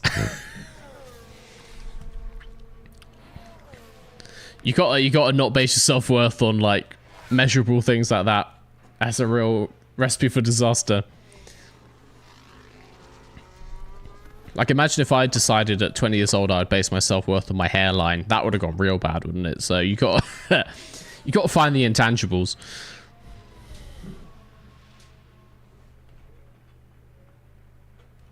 Wearing out my PU components for no reason. Fine. Fine. We'll bring him in. Can't even roleplay as a team principal around here without getting nagged. Would your knowledge of commercial car manufacturing be useful in F1? Yes and no. Yes, in that cars are cars and building cars is building cars. And no, in that almost every part in a Formula 1 car is physically different, mechanically different. But yes, I could get a job in Formula 1. I have interviewed for jobs in Formula 1 doing the same type of engineering, but for Formula 1 because it's different but the same. So like I could work in Formula 1. I would need to get up to speed with like specifics of their designs, but yeah. And I know from my degree, I know enough about aerodynamics that I could give you some aerodynamic analysis, not to the extent of maybe some other people on YouTube, but to a much greater extent than basically any TV channel. And don't get me started on the F1 YouTube tech talks of Sam Collins. I despise those videos. Just how poor the technical information is. All right, let's get to the end of this session. But instead I'm doing this shit. Yeah. I like to think of myself as like the Pablo Picasso of Formula 1. I actually know quite a lot of the finer technical details. I could design you a car if I wanted. And then I use that knowledge to instead scream at a green screen. But it means I can scream at that green screen real good and at precisely the right time.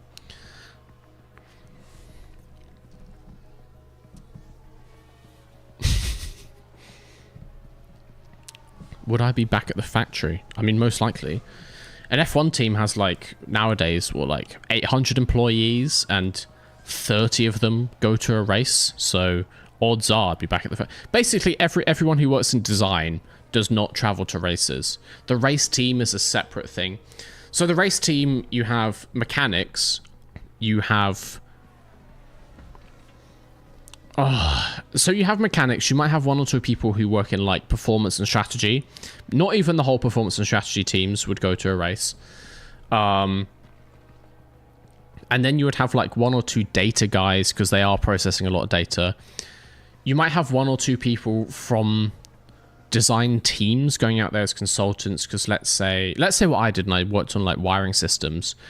Maybe you would send someone there because if the car did have an electrical issue, the mechanics can maybe fix it and put a new one in, but you might want someone to diagnose it live on the weekend. That being said, what would normally happen actually is you would be at home until the team decides they want you there, and then you get a phone call on like Saturday midday and they'll be like, be in Bahrain in 7 hours time, and you just have to. That's just the job.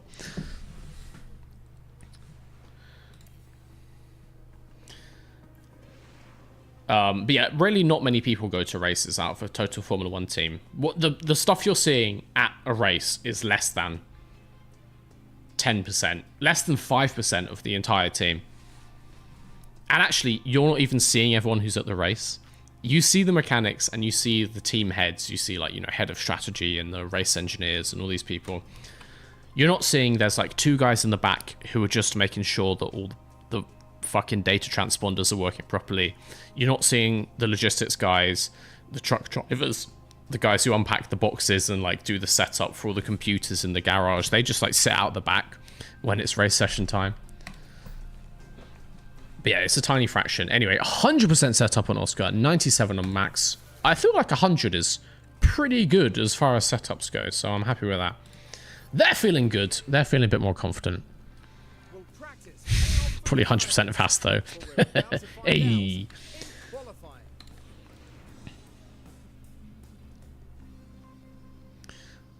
Okay, is Sam Collins bad in, like, this is misinformation, or is it just simplified to us lay folks?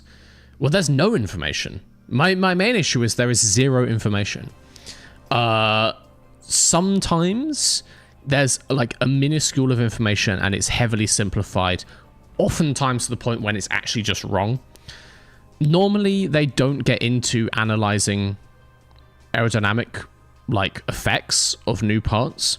I imagine they don't do that because they don't know how. I have seen them in the past attempt to explain the aerodynamic effects of things and get it massively wrong. Like massively wrong.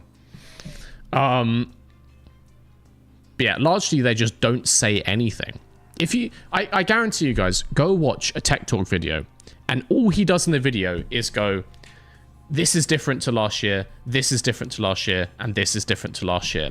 And it's like, bro, that's just to spot the difference. That's not analysis, that's spot the difference. Or he might go like, oh, this bit of Ferrari looks more similar to the same part on Red Bull now. And they won't even give then analysis of whether that's good or not. Like, I watched the one from day one of testing, and they're like, Ferrari has moved to a pull rod suspension system. End of story. Not the benefits that gives, not why they've only done it now, not the things they might be giving up and therefore things they might have to look out for in testing because of that. No, they have added this part. Full stop. Next sentence. Like, bro.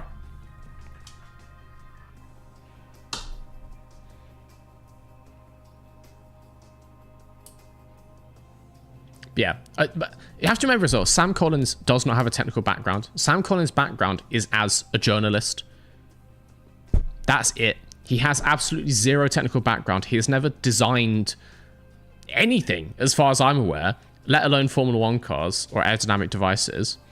He just points at stuff, and he won't even be doing that. He will have a researcher or multiple who go around the paddock and they take pictures and they're like, oh, this is different to last weekend. And then he stands in front of a screen and goes, this is different to last weekend. These sticky uppy bits on the car. And what? Give me the tech talk. Don't give me the spot the difference. It really annoys me. It really annoys me. Like, hire someone who used to work at a team as an aerodynamicist, and they can be like, oh, reprofiling the side pod in this way is probably generating more airflow to the top of the diffuser, or we might be changing the suspension to try and get like more airflow into the side pod under high-speed corners. You know, might be like, oh, we've moved this venting, which might reduce engine cooling, so the team might have to watch themselves on long runs, but we're getting more air or like a cleaner airflow over the top of the rear wing. Give me some kind of analysis. Tell me the benefits. Really annoys me.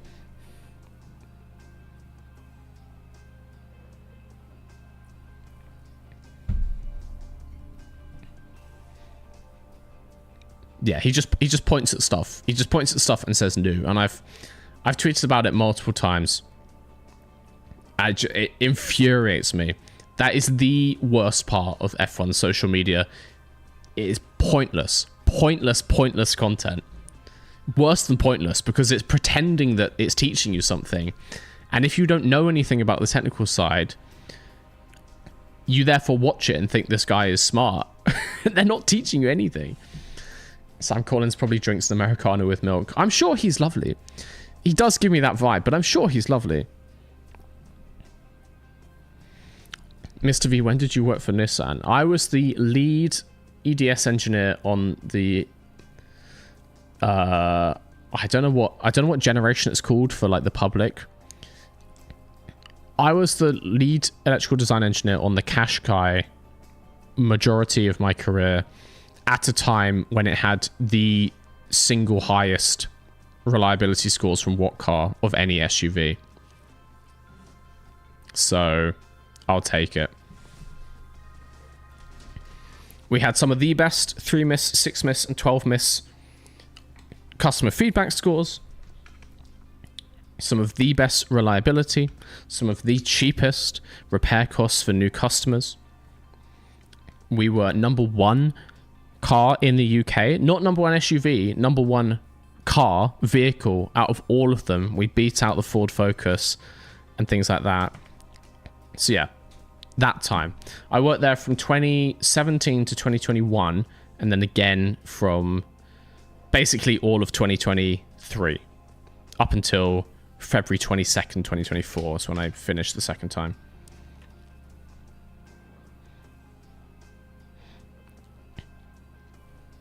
Principal EDS engineer, yeah. Not a senior EDS engineer, just a principal EDS engineer. They are different.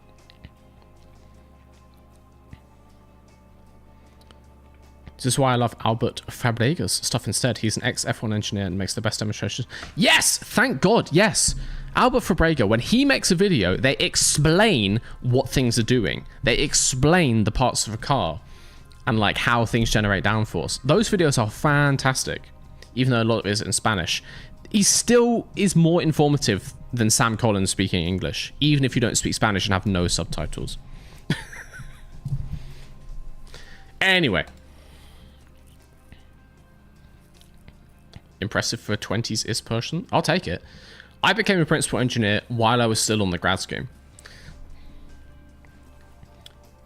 As stupid as I seem, I'm actually less stupid.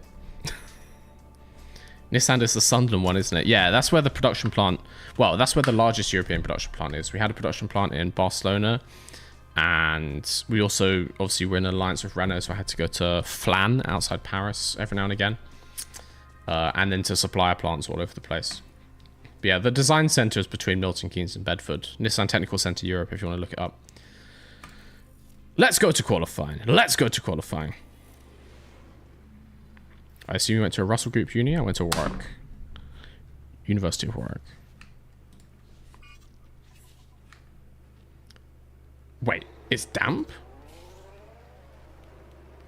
Whoa. Okay, it's damp and it's getting damper. We're on Inters. I guess we go out now. Just to get a time. And let's actually have Max do 3 flying laps to see how it goes. See if he improves.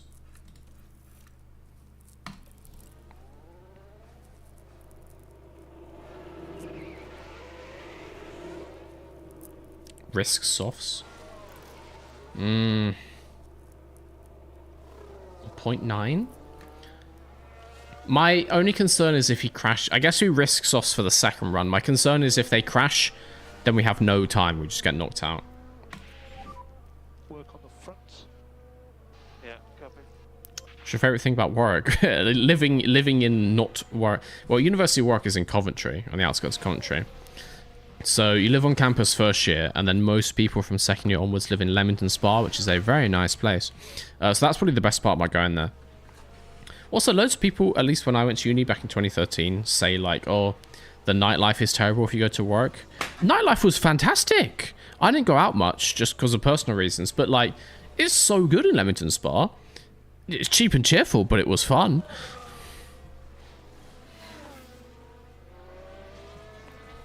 Is working for a company like Nissan enjoyable, or do you think the competitive element of motorsport would be more enjoyable? That varies so much, and it varies so much on your job role. So I was in a unique position because working on EDS is... without going into too much detail, it's busier than other design jobs. Like, wiring is complicated, and wiring has to change a lot, and like a lot more. We re-release orders of magnitude more design changes than any other department. Partially because you can on wiring, and then partially because of like a internal philosophy. But imagine, imagine this. Imagine you like design a new car, right?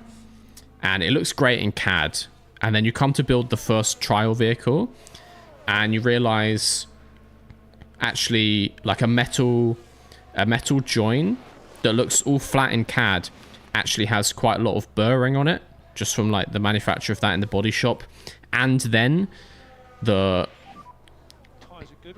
wiring through that section doesn't sit exactly the same as it does. Like it has a twist induced due to packaging, that kind of thing. So it sits slightly off and it's on this bird edge. So your choices are, you can change the bodywork or you can change the wiring. And 100% of the time, you will change the wiring because it's actually not necessarily cheaper, but it is easier from a design implementation point of view. So say you're going through like pre-sale builds. Other design teams might go through a 100 car build with like 25 issues raised on them, of which they will need to release for half of those, so 12. I would receive maybe 300 issues, of which I need to release on half of them, so 150. Something like this. And so it meant that my job was a lot more varied and a lot busier in that sense compared to other design engineers. So other people would just be in the factory, or sorry, in the design office like 50 weeks of the year, and they would travel a couple times to Sunderland plant to see it.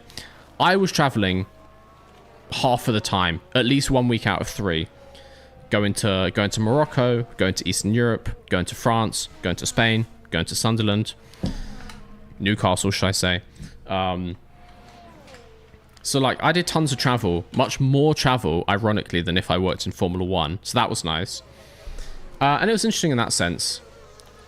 But also you don't have to work on like stupid deadlines for Formula 1, and I got paid overtime for a job that's equally as hard. And it's still competitive. It's still competitive, just in a different sense. It's not a sport,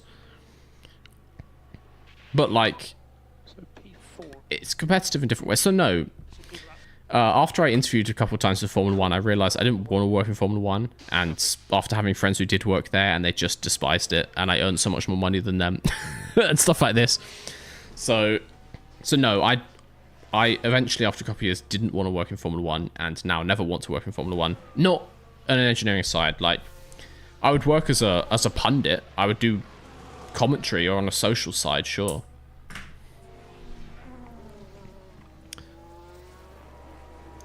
All right, Piastri's coming in. Max still doing his out lap? Or is he doing... He's doing his cooldown lap. He's doing his cooldown. All right. Piastri comes in. We'll get his tyres swapped. We'll see if Max actually improves on this next one. He is right behind Hulkenberg, which is not going to help, I don't think. Track has changed to damp. All right, let's see. Max goes again. Tyres are getting warmer. See if this benefits him.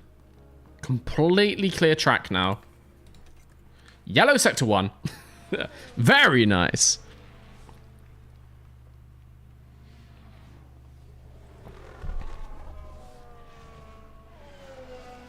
Number of racing makes Formula 1 seem pretty uninviting to work in now. Yeah, from a track team point of view, from a race team point of view. But from a design point of view, the number of races is irrelevant. Like, you just put under absolute, like, infinite pressure, because the nature of the sport, any new design, they want it to be ready ASAP. And it's always ASAP, like an actual ASAP. Doing something actually ASAP when it's like design and you have to get it signed off and tested is tough. That is a brutal work condition to have constantly.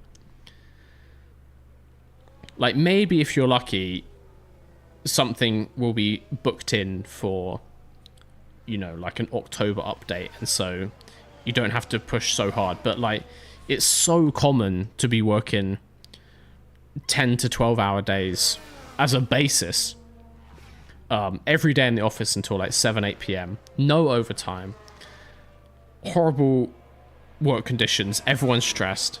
Like, it just sounds like not a fun place to be in those design offices, basically. And when you initially get into it, I'm sure loads of people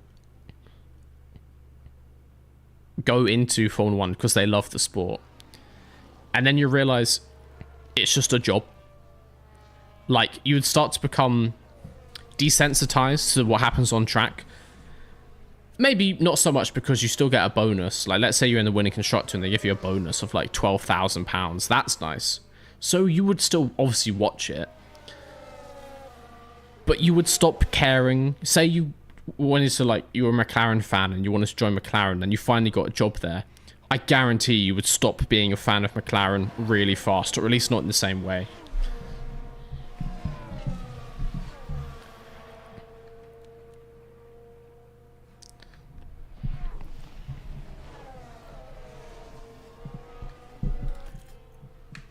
Range is going up, isn't it? I think this is just going to be everyone's time. So, everyone's going again. Do we see any improvements? No. We're stuck with the McLaren on this flying lap. Oh, Max does improve! He does improve to P10 as the track gets wetter. Very lovely. It does look here that the grip is going down, so I wouldn't expect much else. He's going to come in. Oscar's still in the garage. Anyone else improving on these runs? No, they're all coming in. All right. We are through to Q2, that means.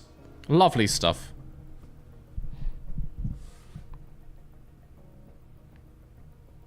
Lovely, lovely stuff.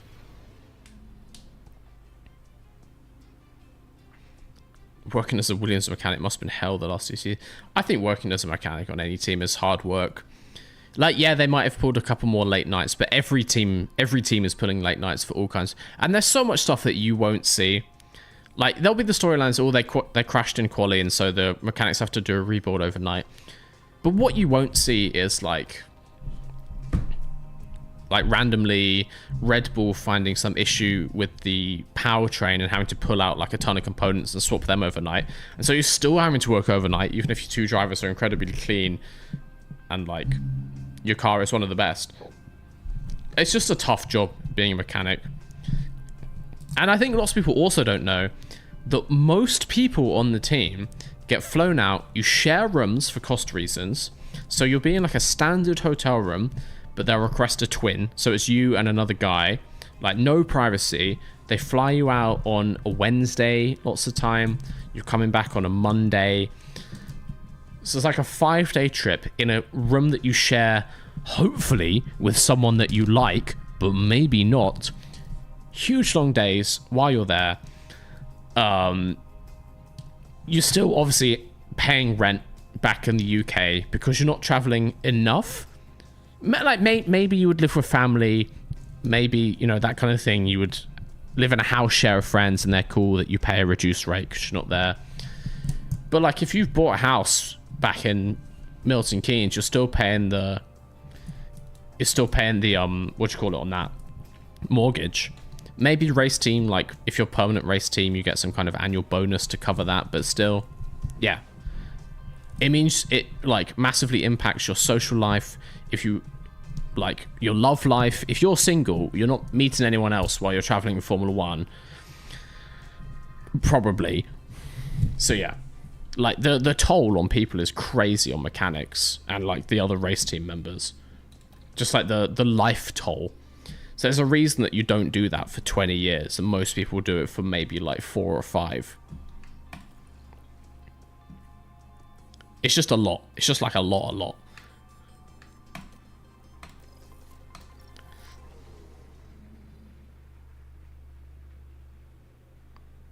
Yeah, another reason for the MK Grand Prix is they can all stay at home for a week. Working in F1 sounds like doing a uni degree and studying living in a comm and all that. But on steroids. Yeah, kind of. Yeah. What is the livery? Well, the livery is beautiful. The livery is absolutely beautiful. I hope you're thoroughly impressed by it. Check the rain. Good idea. Rain is going down at the end of the session, so we could see more grip. I feel like we want to go out about here, just as it starts to diminish, and then go out again at the end of this. Or maybe like here. I want to go here for my first run, so let's fast forward to that.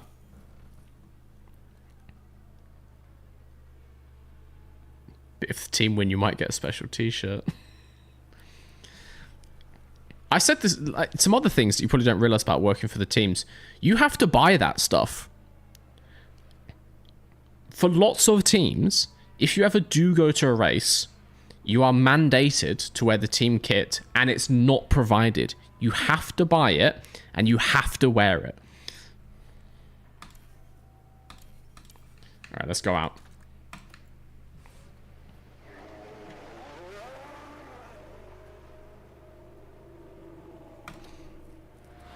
So there's all crazy stuff like this. I remember having a friend who worked for McLaren, and this was like the 2022 season, I want to say. It's like his last season there. And he'd worked there for like 3 or 4 years at that point. And then for this season, he hadn't got any new merchandise. He was like, I'm not going to buy it. I'm not going to buy it. And then he got like... no, he just got asked. Not like, it wasn't like a benefit thing, but he just got asked to go out to one of the Grand Prix. And he was so annoyed. He was so annoyed that he had to pay like £55 to get a new McLaren jacket because they changed the design. He was so pissed. So stuff like this, like the mechanics will get given it for free. Probably not much, maybe like 2 shirts. So you guarantee by Sunday they are going to stink, because you can wash it in the hotel, sure, but like it's not the same, is it?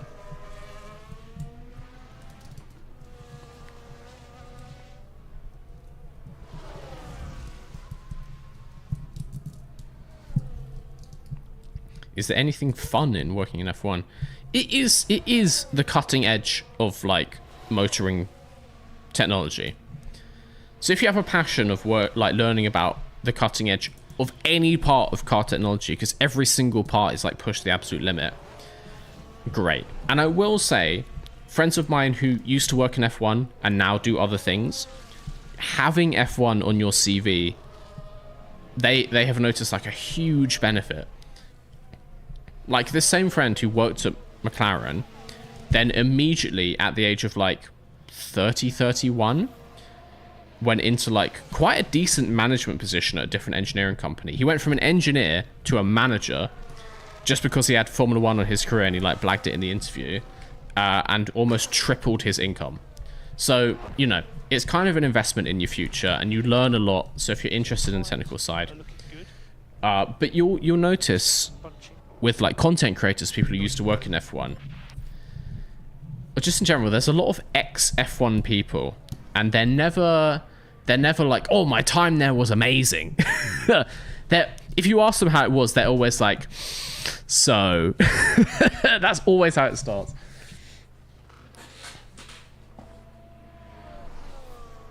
Okay, let's get to the end of Q2. Then Mr. V needs to Mr. P. I'm hoping I've absolutely nailed the timing of these runs. Let's see how we go. Obviously going purple!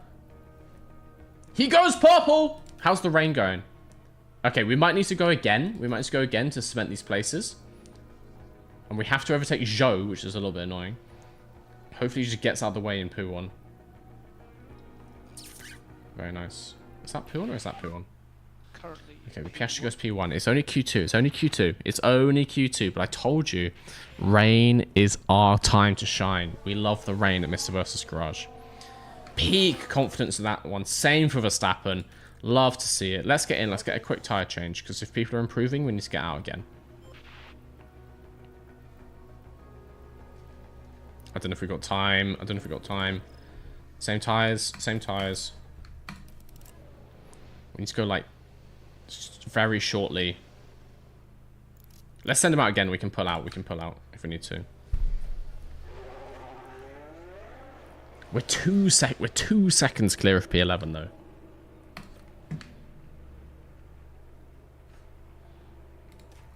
Hamilton's on a flying lap.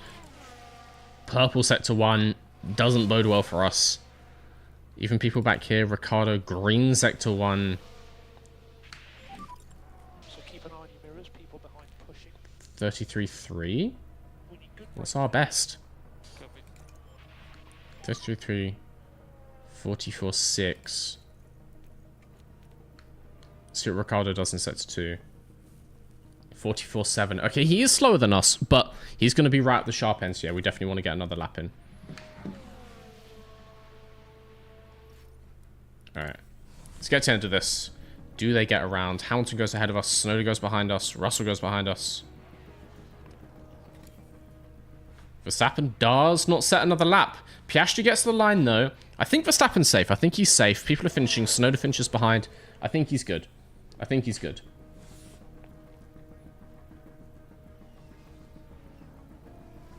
It's all good. 3 yellows. Hell yeah. Is it our race finally? I said at the start of the stream, our team isn't good at much, but we're good at 2 things specifically. High-speed corners and wet weather. And there is no better place for those 2 things than Spa. This is our race. We don't have rain on Sunday. It's only raining for quali. But if we can fandangle this into like a front row, let's just hope the rain is kind to us here. I am going to take a quick break before we go to Q3, guys. I need to urinate. So we're going to take a little BRB. Grab yourself a beverage. I might go fill up the green screen juice as well. Looking low for the race. We're going to be back for Q3 and then straight into the race. Gonna be mega. Gonna be mega. After my lovely downer about working in F1. But if you've got more questions, keep them coming. Hell yeah. If you've got more questions about F1 testing, keep them coming. We'll answer some more when we return.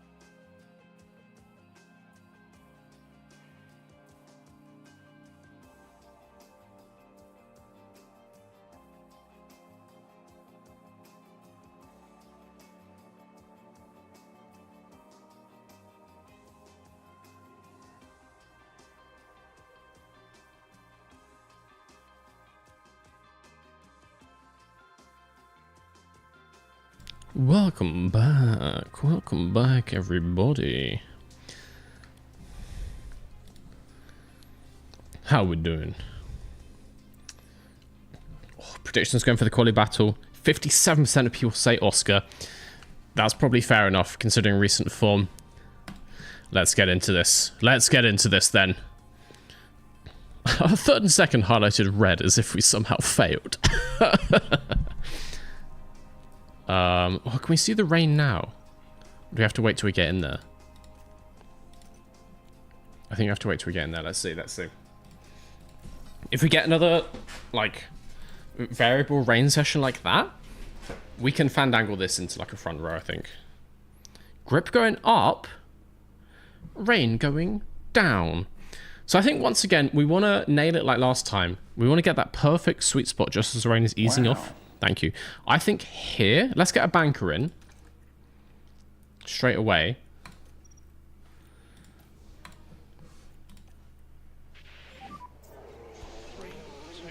But then we want to nail that perfect point.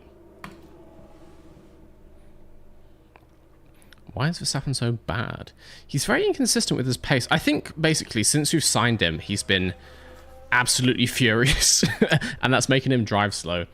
He's been qualifying atrociously. He goes out in Q2 basically every race. And then, therefore, is too far down and never scores anything. So that's basically the fundamentals of it. He's quality bad and then points bad. 1.9 mil? That's quite a lot of water. That's quite a lot of water. Anyway, let's get some bankers in before, like, Sonoda slams into the wall. Then we can go. You have Jaffa Cake Shabby. And are you sharing them with the rest of the chat? You're not hogging them all to yourself, are you? You sure you're going to have enough time to get back out for the sweet spot? I'm not sure of that in the slightest, but we'll go out when we can, I guess. I guess if the rain is all, like, way above 1 mil, we just go out for the end of the session.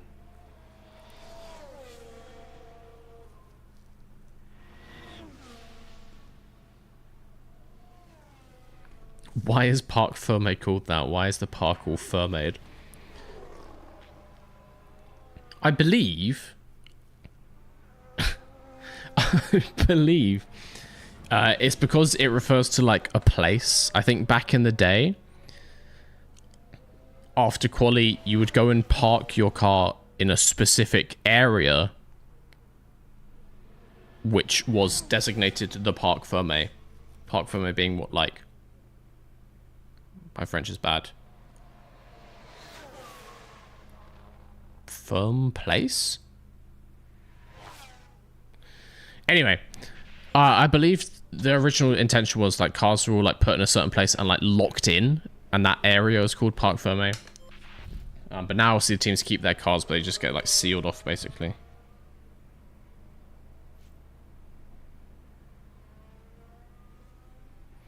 I'm gonna look it up. I'm gonna look it up for you.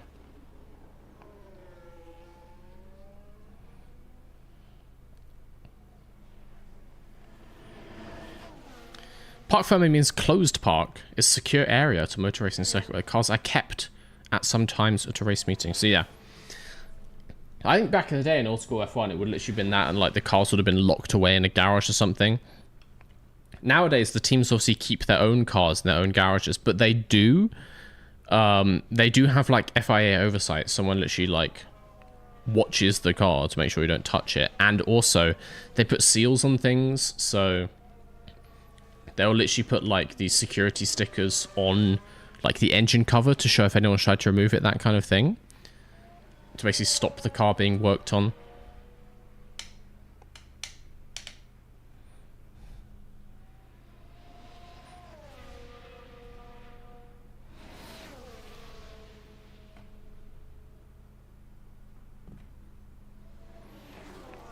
Mr. V, I think that Colapinto is extremely overhyped. Because what did he really achieve at Williams except causing damage? But I know this is probably very unpopular.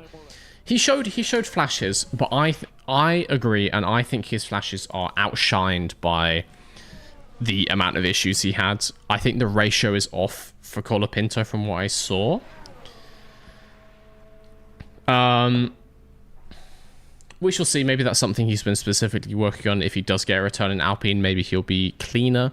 It's kind of hard to train a racing driver to crash less. That's kind of in their nature. It's taken, obviously, take some drivers like their entire career to go from crash prone to not crash prone. So yeah, I also believe the hype was a bit overhyped. I think he's good, but I think he's not probably worth as much in the long run as someone like maybe an Antonelli.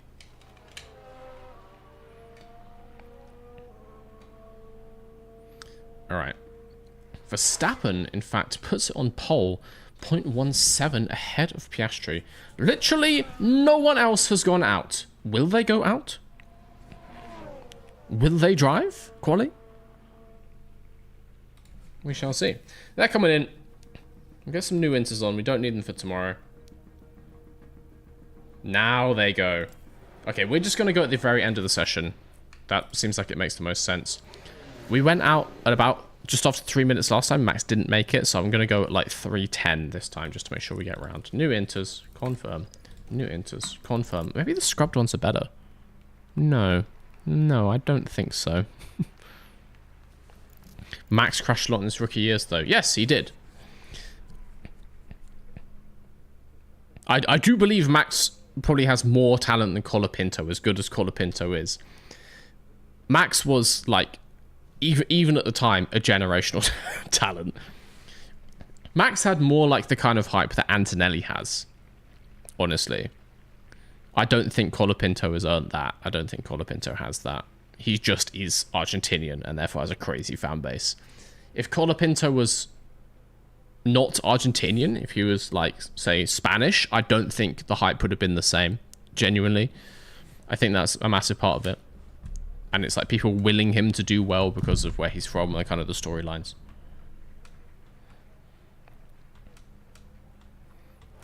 Most controversial prediction for 2025 references. It was probably that. I put this in my bold predictions video. I said, I believe Colapinto will get to drive an Alpine, and I believe that he will be bad. I believe that, like, he will just have a bad season if and when he does come back. Colapinto, the new Grosjean. Honestly, I could kind of see that. It could be that kind of thing. Okay, Max, go out. Make sure he gets round. What am I doing? Piastri's one who needs to go round. Anyway. 8-second gap. Should be fine.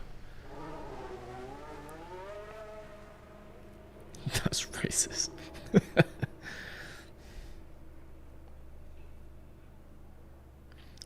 Doing, I think, is going to be the opposite of Colapinto, keeping it clean, but, like, never scoring points.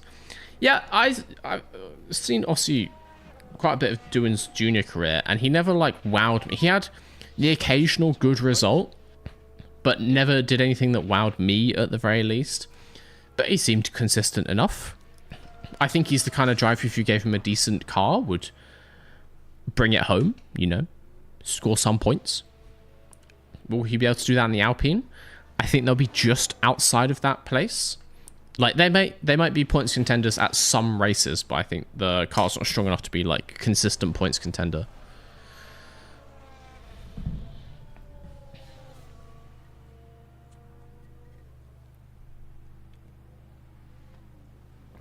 Just realised I was watching the stream 21 minutes behind. YouTube will do that too. YouTube will get you. See if Piastri actually gets round.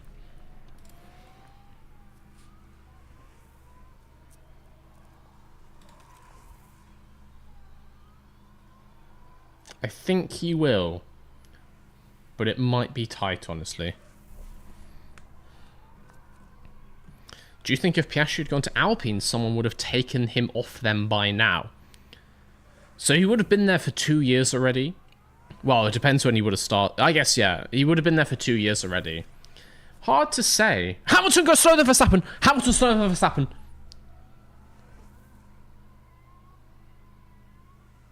Hamilton can't set another lap. Hamilton is just behind Verstappen. Van Dorn ahead of Verstappen. What? No, no, no, no. I'm not having that. Okay, Verstappen, please. Green S1. There we go. There we go. That's all right. Oh, God. I can't be ahead of a Ferrari behind a kick. This is the Sauber revenge that they've been planning for 2 years now. Piastri also goes green. Stroll goes slower than us. We take those. Van Dorn was... Okay, Sainz goes ahead. Kind of expected. By 2.5 seconds. Get out of the way. Get out of the way, Stroll. Thank you. Okay, Verstappen comes across the line. No purple sectors. Crosses the line. P4. Behind Ricciardo. Don't like, but P4 is alright. Piastri crosses the line. P3! Ahead of Ricciardo. Okay. It's not bad. I noticed Leclerc went out. Leclerc went out in what, like in Q2? And Van Dorn took his place. And also Bottas went out, I suppose. We need to check the grid, I think. Second row for Oscar. Max directly behind him. All these lorries spawning in on the left-hand side. That's nice. It's good they finally got here just in time. From the ether dimension. Only one driver registered for the very first car race back in 1920. Alright, let's see. Starting grid. Sainz on pole. Fred Vesey alongside him, who is having an amazing season, I have to say. Then we have Piastri. Ricciardo splits us. Daniel Joseph Ricciardo, the villain of this series, doing Daniel Joseph Ricciardo things. Van Dorn, Hamilton, Stroll, Tsunoda, and Russell rounds out the top 10. Bamani Oladelli almost made it into Q3, but didn't. Ahead of Bottas, ahead of the Alpine, ahead of Gasly, Leclerc P15. Then the Jote, Alonso, Ocon, Dragovic, Magnussen, Sargent, and Nico Hülkenberg. What is this email I just got?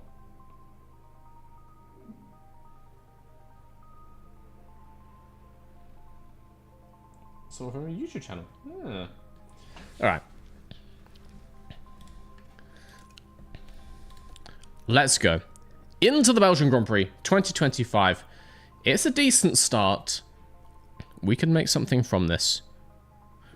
Let's make sure we get a good strategy on these guys.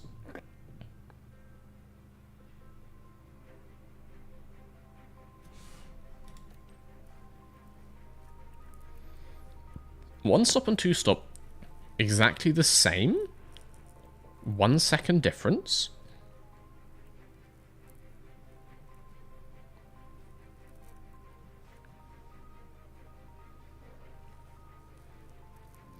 Do we know Oladelli's nationality now that generated drivers have a country? Oh, maybe we can check. Maybe we can check. I don't know if we have to wait until we get back to the email screen to check, but remind me after the race. That is a very good shout.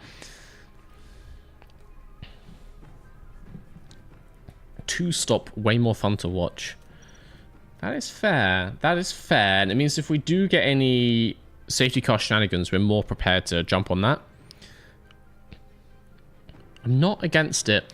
I do want to start softs. We're good at the start of a race. We're good on softs.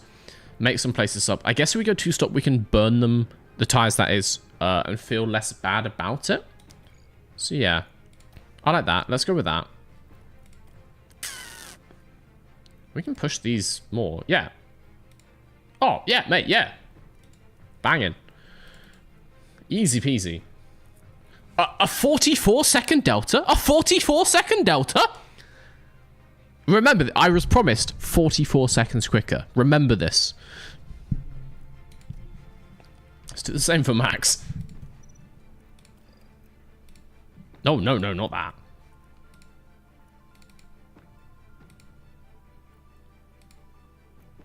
Max does not get a 44-second delta. Max gets a 4-second delta. Wait, that was a 44-minute delta.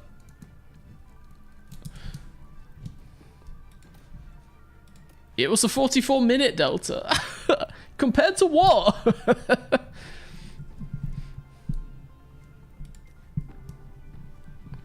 Yeah, okay. We've been promised a 44-minute delta. If we don't win the race with that, I don't know what we do.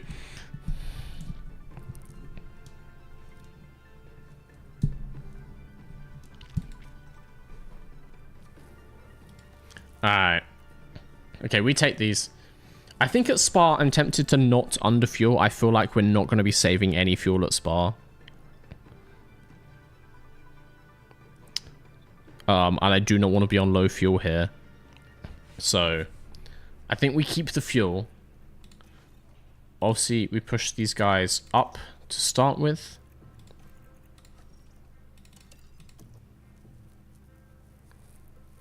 It's Piastri McQueen now. 52 laps in 40 seconds. 998 mile an hour average. Let's go. Team have been cooking with this latest design package. Breaking the speed of sound here at Spa. Who is this man and what have you done with this V? Is it because I'm like in a good starting position? Is that why you asked that? Oh, it's because I didn't underfuel the car. I just feel like you can't really save fuel in Spa. That feels like a bad idea. Yeah, I'm gonna go with this. Alright guys, we are heading to the Belgian Grand Prix. Max is part Belgian. I'm sure Oscar Piastri is gonna discover he's 164th Belgian. It's a home race. Red Bull #1 on pole. It's not Max. It is Sainz, of course. They're on pole, and it's well deserved. I'm looking forward to seeing what they can do. Right, let's get to it then. I think you compared the wrong driver to McQueen. Oscar would have been a fairer fight. Excitement in the crowd here at the Belgian Grand Prix. Scammed? Was promised an underfuel? It's lights out. I just feel like this is the way to go here. I feel like it's the way to go. All right, high aggression. High aggression. If there was another rung above that, I would put them on that. Do we burn? We do burn fuel now. We do burn fuel now. Don't worry. We'll be under. We'll be under. So we're going to burn it all now. Let's see what they can make on this start. Oscar around the outside of Fred Vessi at La Source. Actually doesn't get a fantastic run coming down here, but can he scare the bejesus out of him going up the inside of Eau Rouge? He can indeed! And around the outside of Radion. And as we come up the hill, Oscar's alongside. He's basically pushing that McLaren along the Kemmel Straight. Vesti stays ahead, but by less than 1/10 of a second. Oh, Verstappen is actually in P6. Van Dorn! The Sauber has made a move on us. What? Not going to question it. Ricardo also goes through, but we got this. We got this. We're also going to be pushing hard for this entire stint. I don't know if these other cars are, so I like to think we can get to the front. Vesti's actually gone ahead of Sainz as Ricardo goes wide, which is good for us because it means he probably will slow that Red Bull down a bit, which is beneficial. Verstappen still on P6. I just want to see Van Dorn yeet Ricardo into the barriers. Also, what do you guys call these corners? Those two corners they're going across now. I know that they are called Piff Paff sometimes by French speakers, but I just refuse. Piastri round the back of Sainz. We're going to get DRS for the second lap. I think Verstappen should be able to make a move on the Sauber ahead of him as well.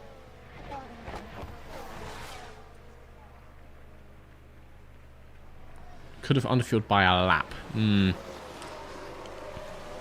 we can make our own underfuel by just burning tons of it at the start of the race. There we go. Right, let's see. DRS in action. We're not going to get it until after Radion. Second half of the Kemmel Straight. Just a single DRS section here in Spa. No, we do have some on the pit straight, which is obviously only tiny, so it doesn't really do much. Just need to stay in touching distance. Going up here.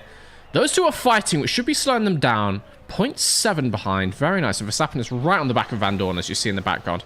DRS wide open. Sainz has got it as well. Sainz goes through on Vesti. Are we going to be in a spicy position come the braking? We are, but Vesti moves under braking. I'd like to see a penalty for that, but we'll get on the stewards in a second. You call those corners maguettes and baguettes. Fanya? Oh, the Fanya chicane. Yeah, that makes sense. I call them corners. Thank you for your insight. Max still on the back of Van Dorn, somehow. He wants to be taken seriously as a number 1 driver, but he can't pass the Sauber. So there we go. There we go. Ahead of the Sauber. Piastri still on P3. Vesti and Sainz are actually tough competition. Not too bad, that. But he's keeping right in there. I think we could be in P2 very shortly. Be careful not to overheat these tyres too much. Keep in a nice place on 4 dot. The Van Goat? Stoffel Van Goat? No. No, I'm sorry to tell you. We do have a DRS train going. Hopefully, Verstappen can stay on the back of Ricciardo, and hopefully those two can get back onto this pack. So Verstappen getting up in a nice position. He's still well within slipstream range, just not DRS range. Should be good. Oscar's going to get in the same position as before. Fool's kind of back coming out of La Source, but still within a second. Max falling further back on Ricciardo. Let's see how people are pushing their tyres. They are starting to save a bit compared to us. We shall see. Okay, we're going to be there. Bit too far back to make it happen, but as they're fighting, can we sneak through?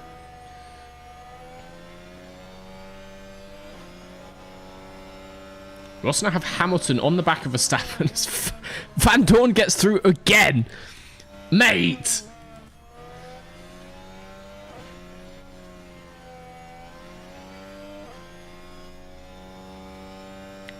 You need to be careful that Piastri doesn't fall out the back of this DRS position. Which he basically is now. What the hell are these two running up ahead of us? They're absolutely rapid. There we go, we're catching up again.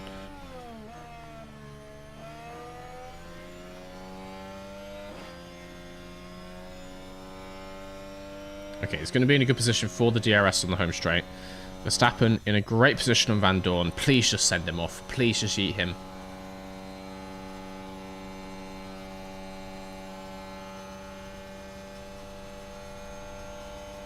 Just don't brake. Just don't brake at the bus stop. Bro, come on. Vesti takes P1. Piastri gets DRS to make something happen here. He gets a little bit closer. Just start saving ERS on Verstappen. He's been using it quite a lot. Alright. This is closer than we've been. This is closer than we've been going up our Rouge Radion. This could be something. This could be something for Oscar. Yellow flag behind. Safety car. Intriguing. See what happened. It looks like Drogovic. Ocon and Drogovic. Yeah, that will do it. That will... Under contact. That'll break your car, you know. And just like that, the hopes of the team start to dwindle. Pit now? Onto what, like hards?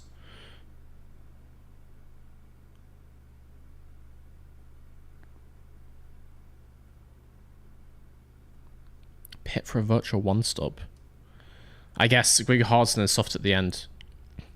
And then no, don't. Nah. Great.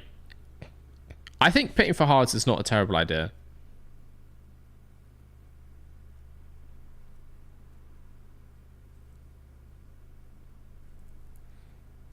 Should we do one of... We'll do one of the cars. We'll see how it pans out. Let's pit Max because he is behind.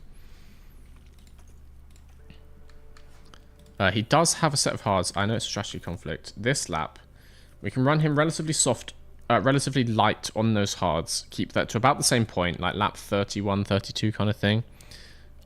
We'll just do Max. We're splitting the strategy. We're hedging our bets. We're hedging our bets.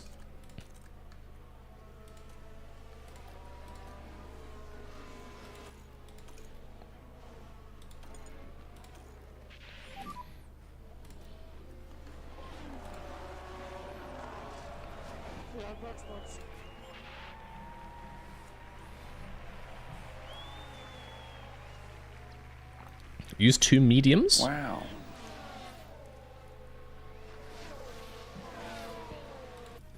Safety car goes around for 10 laps. As you saw, you would get around with mediums. You don't have to be so fucking rude about it, mate. Look, the field is already quite bunched. I don't know if they're going to wait for Max if he comes out mediums. We could have like a 2-lap safety car. Yeah, we can probably do it on mediums. You could just be nicer with the way you write your comments. Like, come on. Should have underfueled after all.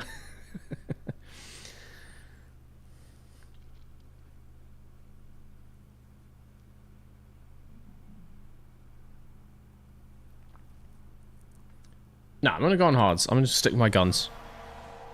Stick with my guns.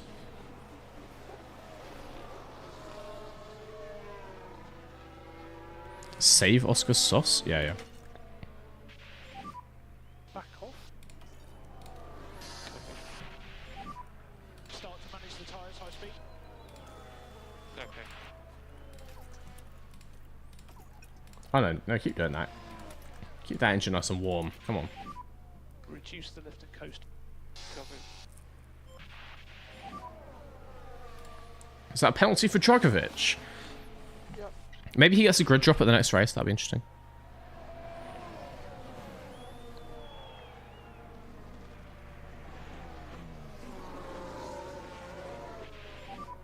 Sainz is pitting.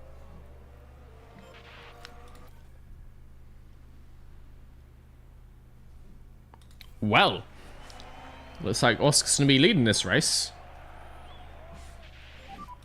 Let's see what they pit onto. I'm gonna be curious. Mediums? Alright. Alright.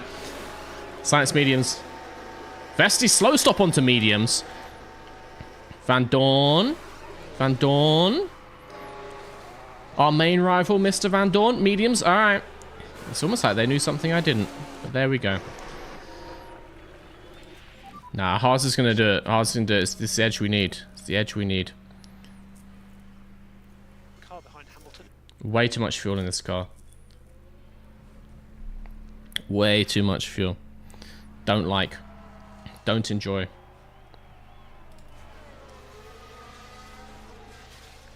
Okay, Verstappen comes up behind Hamilton, who has just stopped. Leclerc, who hasn't just stopped. So Leclerc stays out. Oladelli stays out. Only manages to get to P3 behind Sainz somehow. Interesting. We still got 80% of these softs, so I think we can still use them to stay ahead maybe of Sainz. Save Max's tyres. Yeah, well, he needs to get them up to temperature at least.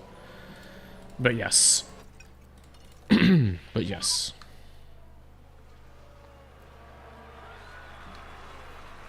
Okay.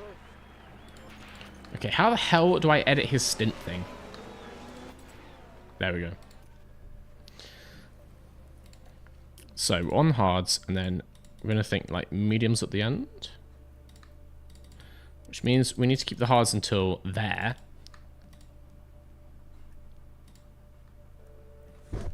That's fine.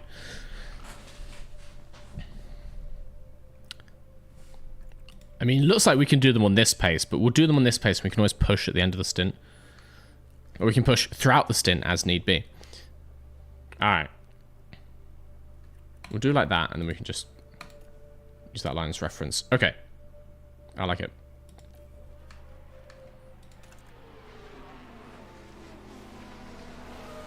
Two dot hards, no stop? I don't know what the... Let's see what it says the, like, time difference is.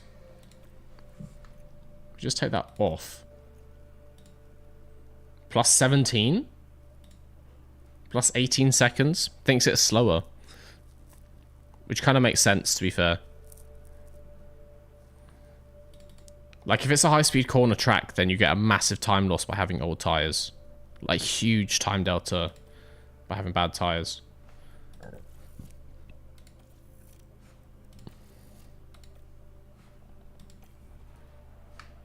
No, I like it like this. I like a final stop. And also it means we're kind of prepared if we do get another safety car later, that kind of thing.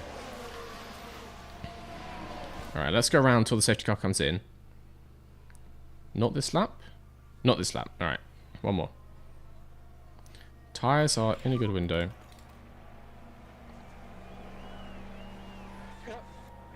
All the others will be doing another pit.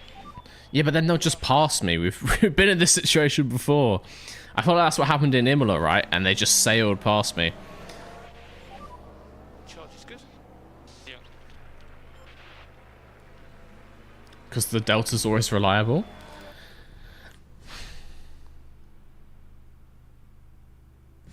I guess here's the thing.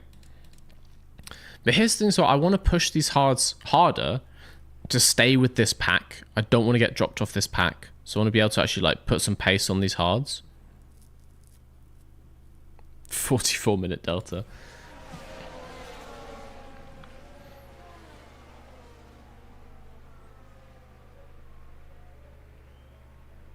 I'm sticking with my guns. I'm sticking with my guns.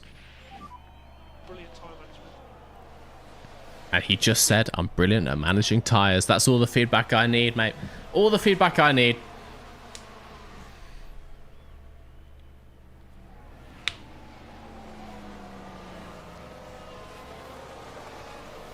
Imagine if Oladelli wins. I will uninstall the game. If Oladelli wins.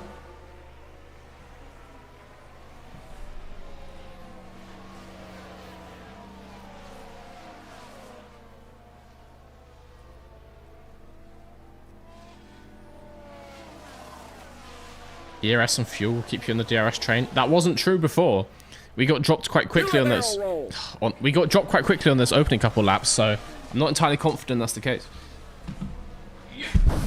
Hell yeah. No, I think we want all the help we can get. Stay in the DRS.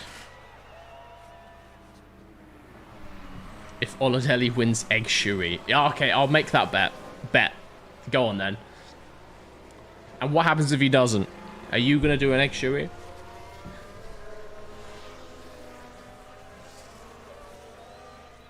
Safety car's still out. Don't know what the hell we're waiting for.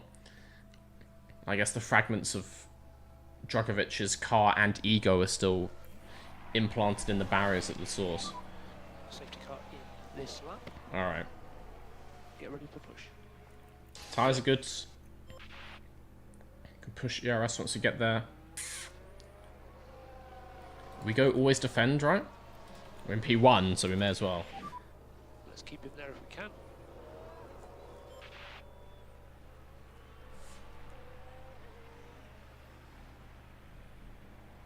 Voices tell me the podium will be Piastri, Oladelli, Ricciardo. Oladelli P2 is fine. He just can't win. He just cannot win. Don't green flag now! Don't green flag now, mate! Okay, he's not actually gone yet. He's not actually gone. It's fine. You can push when you're ready. When does he go? I think he already has. I think he started. Hell yeah, Oscar. Just don't get past, like, on the first corner, and we're good. We're golden. Oh, and he's gapping sights! Okay, let's get the interval back up. Okay. Use these softs. Burn everything. All of that fuel. Oh, God, science is quick. Oh, that Red Bull's fast. Oh, I don't like the look of that. Hopefully he spins off. He doesn't spin off from Radion. He's on the back of us. How are the tyres? It's fine. We can make it work. Feel okay, so We've got the racecraft. We can make it work. Verstappen down in P9. He's already more than a second off the back of Hamilton ahead. Let's see. Let's see. As long as we don't fall too far back, once people start to, like, burn into these mediums a bit, the pace should equalize. okay. Yeah, we just need to break DRS of Oscar. That is the main... If we can get over a second in front of Sainz, honestly, we've won this race, I think. Oscar's going to be on a nice offset strategy. It means we're also going to be pitting onto mediums. And then coming through a slower field on much quicker mediums. So that offset could work nicely if it means we can actually overtake people on our middle stint. To see how it goes. Verstappen been passed by Bottas, but now in the DRS of Bottas, which could actually be beneficial, honestly. See if he stays there. Starts to go a little bit faster. Not breaking toe onto Sainz, and actually Sainz is making a go into the bus stop. Keep him behind. Just need to overheat his tires, overheat his engine until he can't fight in the same way. Now he has DRS. Oh, he's ahead. No, he's not! Get wrecked. Okay, now he's going to be ahead, though. We can get the fight going. Oh, the racecraft on this little Aussie.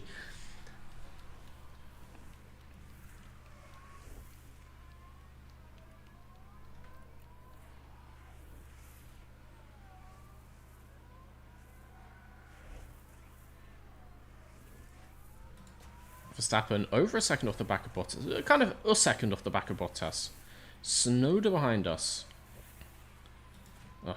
We'll see. We'll see how it goes. We'll see how it goes.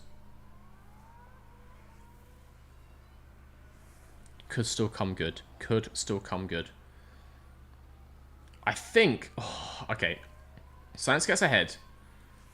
We're going to immediately get back in front of him. Even before Eau Rouge. This is the battle. Look at the gap behind. 4 seconds down to Ricciardo. Ricciardo might just be saving his tyres. Not really. This is the battle. We're obviously going to be pitting to give Sainz the lead again. But yeah, if we're like a really nice gap ahead, we might actually come out the pits somewhere here and then with good tyres and just get back up again. Hopefully Ricciardo continues to slow everyone down.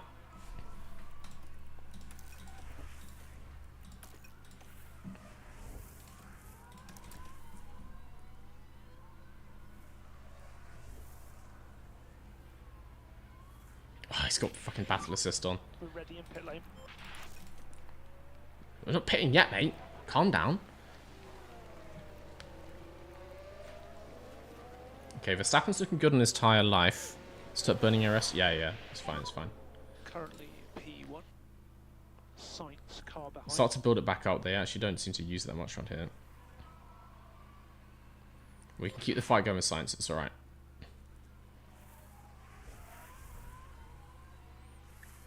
Right on the back of him. We're getting into the part where our softs are like falling massively off a cliff now. Pit in a second. Sainz should pull us along for a little bit, which is nice. Verstappen down to P12, but the hards will come good. The hards will come good. Sonoda spins again! This kid is washed. This is why we dropped him. Handed back a P11. Lovely stuff. There's a yellow flag now. Lovely, lovely stuff. Oscar keeps it going with Sainz. 4.5 seconds to Ricciardo. Defend off, attack on. He's always got attack on, mate. Always got the attack on. We're back into P1. Not going to last for long. Sainz is going to be around the outside. Where's DRS detection? Fuck, Sainz gets DRS. Okay. We stay in the lead regardless. We're going to be burning up tyres nicely still for that lap 14 stop, which I'm hoping for. Lovely stuff. And actually, Verstappen now is on the back of Russell, is on the back of the DRS train. With these nice, still pretty good hards, the strategy starts to come good. It starts to come good. Let's see total here. Yeah, okay, Piastri is going to be coming out way down here, but let's see. More yellows. More nonsense. We've got a yellow flag. Magnussen spins.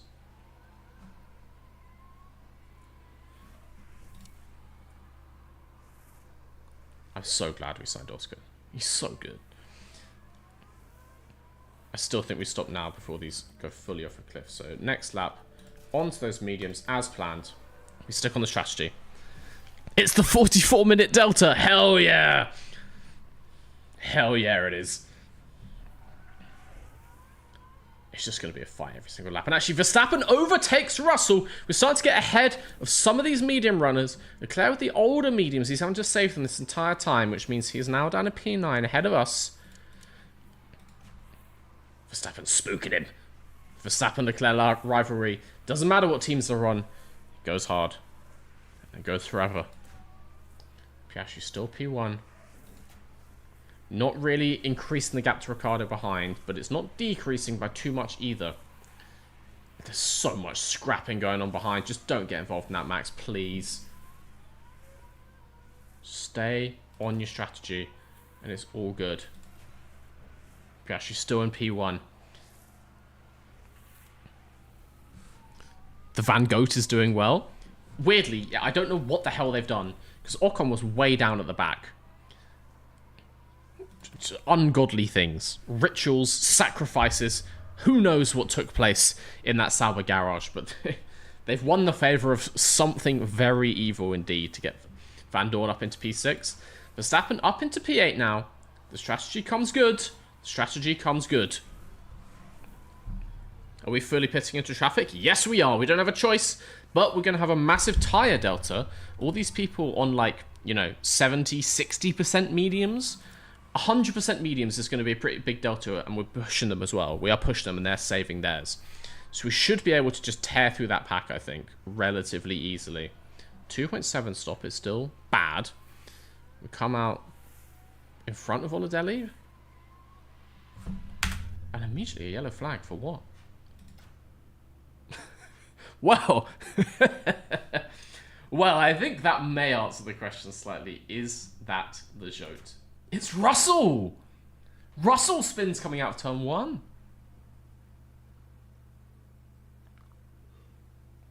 Which actually I think has handed Piastri a bit of a clean exit out the pits, which is beautiful. Beautiful scenes. Let's push a little bit for the first lap. Oh. Russell, paid actor. Thank you.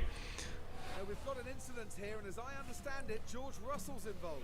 Let's see what actually happened. Right then, we can take a look now. Did Oladelli boot him?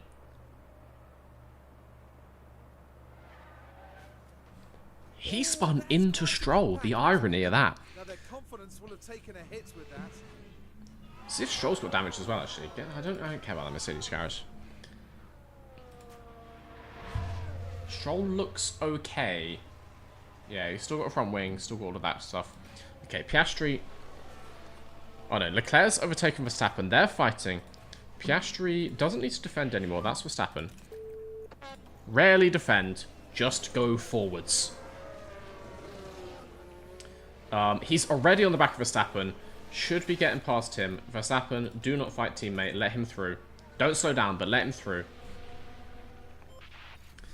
We should get through. We should get through Leclerc pretty quick as well. Then it's just like a bit of clean air up to Van Dorn up ahead. Yeah. Should be on DRS already by the time we get to Kemmel. Still got cold tires, actually.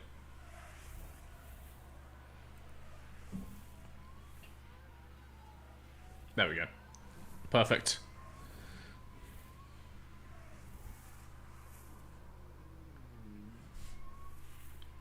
Straight through. Max loses quite a bit. That was not the best time to do that, but we're through. On the back of Leclerc. On the front of Leclerc. Before Eau Rouge. I told you this tyre delta is going to go hard. 3.5 seconds to Van Dorn. Let's see where that is at the end of this lap. I mean, we got half a second out of it on just the second half of that straight. 2.5. I think we could be ahead of Van Dorn by the end of this lap, honestly. Bottas and Vesti up ahead are going to be more of a challenge. But the tyre delta, it comes good. It comes good. Is it called pink orders, teal orders, or pink and teal orders? I think it's got to be pink orders with the way the livery is. The main channel colour is the teal. But for Mr. versus Garage, it's that hot, hot pink. And my god, are we running hot here today around Spa. In the best way possible. Not in the kind of way as if like the engine's going to explode. Not that kind of running hot. Verstappen strat. No, Verstappen's all good. Wow. I think I do believe he managed to fall 3.5 seconds behind Leclerc by letting Oscar through. But for the good of the team. For the greater good. For the greater good. I think he can start to get back onto Leclerc as well. Stroll not really helping matters, but it's fine. Okay, Piastri. Wow. Thank you. Gets Van Dorn. 5.5 seconds to Bottas. Let's see how quickly we can get through that. Is Bottas really pushing? 66% mediums? No. They're kind of saving those mediums. I think to pit about the same final pit as us kind of thing.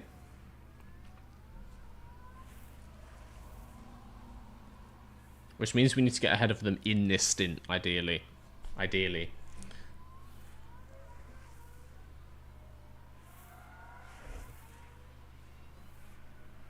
Oladelli bottled it. Can't say I'm surprised. We dropped him for a reason. Can't say I'm surprised. Here we do stay with Van Dorn. Not ideal. Not ideal, I have to say. I'm kind of thinking, do we come off these tyres slightly and pit slightly later onto softs, but then have like a really quick soft stint? I guess we're going to have a really quick soft stint anyway, so there's no real point for that. Stop being mean to Oladelli. No! He got my team off on the worst possible start to our career. I fully reserve the right to be mean to Oladelli. I was his employer. I know firsthand how shit he is. Okay, we get Van Dorn once again. Please fight Leclerc and leave us alone. Verstappen goes behind Stroll. He's going to fight him. That's all right. We could start to push his tyres a bit more. I think maybe no. We can also go later onto his final stop, which might come good in the end. Okay, just start to drop Van Dorn, please. Let's push this a bit. Help him out with that one.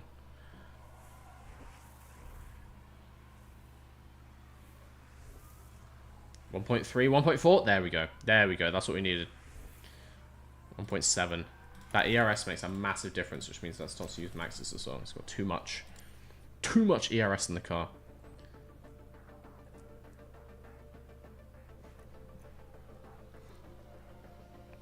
Okay, 3 seconds to Bottas ahead. We can catch him in a couple laps, I think. Now that we got the clean air back. We can catch him. 2.6. Verstappen a P9 with Stroll. Interesting. Interesting. 2.2 to Bottas ahead. 2.1.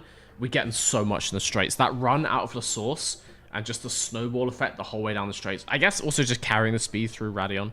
Mental. We're not getting Danny Rick though. You just wait. You just wait. You see what happens. Another yellow. Right on the back of Bottas. Going to be DRS this next lap. With a good run out of the source. Oh, come on, man. I actually don't know where the detection is. No, the detection is before Eau Rouge. Okay. It's this green dot. So we're outside DRS, but we are in slipstream now. We're back under on fuel, which is lovely. Look out for fuel. Nah, mate. Fuel's for losers. We don't need any in our cars. It's a weight advantage. I'm not going to go... It's a weight advantage. We want to get under. I think we can save it relatively easily. We're only halfway through this race. We're 0.2 under, so it's fine. We can go down to like 0.1 before we have to start saving it back, I think. Sorry, 1.0, not 0.1. Yeah, go. Let's give him the ERS push, see if it gets him right onto the back of Bottas. Yeah, copy.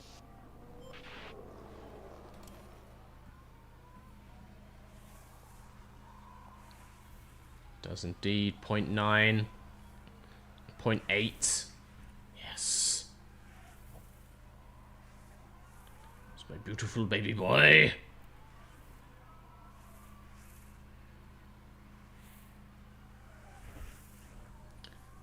At turn 1? No. Come on. Come on! We have to get him here. There's no way we just ride this bumper the whole way down there. What are you doing, Oscar?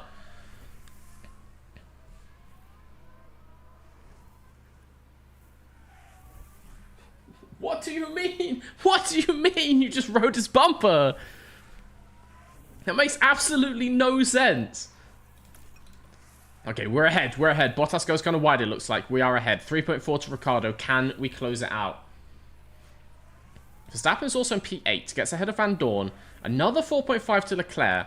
kind of staying on him. I guess the tyre life difference makes our tyres pretty similar. Not terrible. Not terrible at all. Leclerc mechanical fault! Yes! It comes good. The strategy comes good. And the people ahead are getting pretty low on their mediums. Under 50% now. Under 50% should mean some pretty nice gains for us. Okay, Piastri has lost space to Bottas again. He got us under DRS. It's alright. We're on him. We're on him. And if we save up battery this lap, then burn it to get ahead of him, if possible.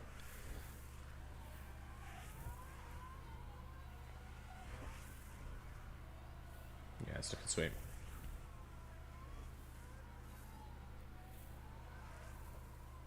Hamilton pits ahead of us. Alright.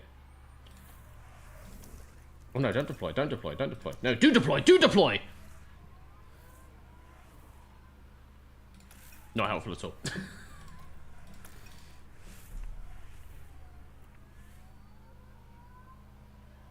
Right, now we're going to get the fuel saving. Not that hard. Let's go on 2 dot for a second, see how much it saves. Ham's gone to hards. Hamilton goes on to softs. For 19 laps? Are you sure? I guess low pace on softs maybe will go to the end and just push us for Verstappen wide. I guess, yeah, maybe on low pace he can make that work. But that is weird, honestly.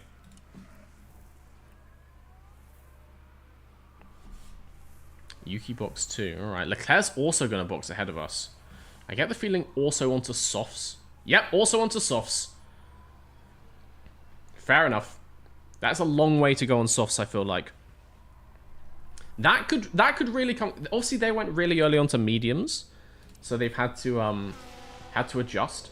That could really help us out. If we have that delta with the softs as well, can make a couple more passes towards the end.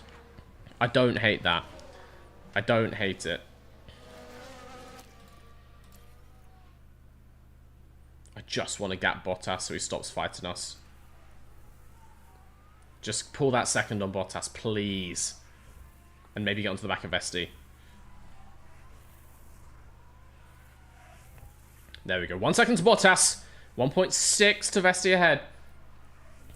Verstappen's going alright. We're going to pit him about 35 and he's going to go on a mental stop on those softs. Should get a big harvest. Breaking into turn 1. We do, which means we can burn it again. Pushing onto the back of Ricciardo. DRS on Ricciardo! Come on, as they fight. We just sail through. That's what I'm hoping for. Yellow flag. No, no, no. Bottas is making it interesting. Okay, Ricciardo actually used this opportunity to drop Vesti. We're keeping Fred busy. Bottas trying to use this to sneak through. Being a little shit, honestly. It was a wet quality, so there might be 3 stopping softs. Ugh. No, I think they'll be trying to get them to the end. Hard to say, honestly, with the life they got going on. Bottas comes into the pit. Get ready. Sainz also comes into the pit from the lead. Alright. 1.2 ahead. We're going to do a few more laps. We're going to do a few more laps. Just get that heavy medium... soft stint right at the end. We're only 0.7 off Ricciardo. We can pass back into the lead here. And imagine if we got a safety car after these guys all pit. Get past Ricciardo. Just chuck all the fuel out the back. Make him crash. Blind him. Full Wacky Racer style. And Piastri is back in the lead. Alright. Still got 60% tyre life. It's not bad.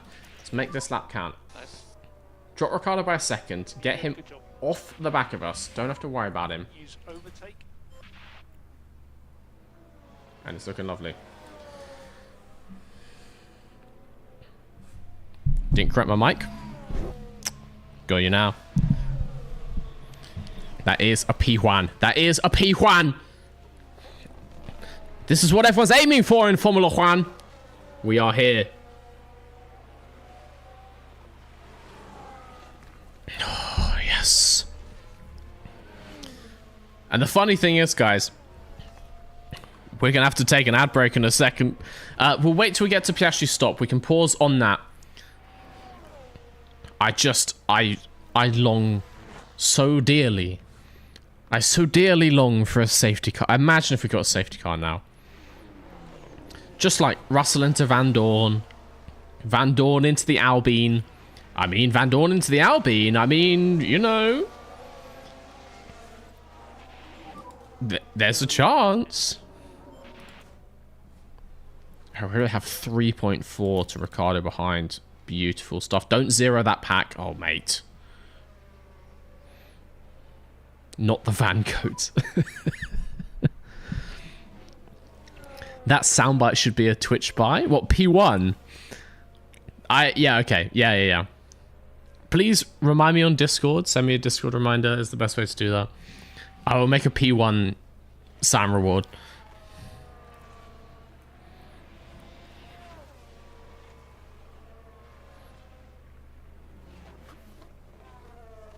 Oh. It just feels so good. Bottas goes past Verstappen, but that's alright. I'm going to go slightly later, maybe 32, 33 for his stop. I'm going to go like 35 for Verstappen, I think. Maybe Verstappen goes earlier, honestly. He's now just losing on these guys. Added to BTS, thank you. Thank you. Hamilton will surely stop again. Look at his tyres. I don't know. No, he's gone massively safe. He's still at 83. He put them on, what, 4 laps ago? That goes to the end. That goes to the end. He's saving them enough for that. So, yeah. I think he's going to the end. Oladelli with a mechanical fault. Will Hulkenberg rear-end him? Will he rear-end Tsunoda? All these questions and more answered very soon. Tsunoda and Russell, both very frisky drivers. Both spun already in this race. Can they do it again into each other in such a way that calls out the safety car? That is what I am praying for at this point in time.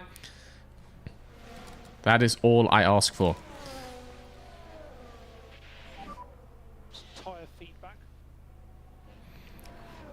I'm starting to feel like Max's pace is not there. Yeah, I feel like we might stop him next lap, actually. Put him onto those softs. We'll put him on 31. We'll do him on 31. And then we'll do Piastri on 32. Let's go around.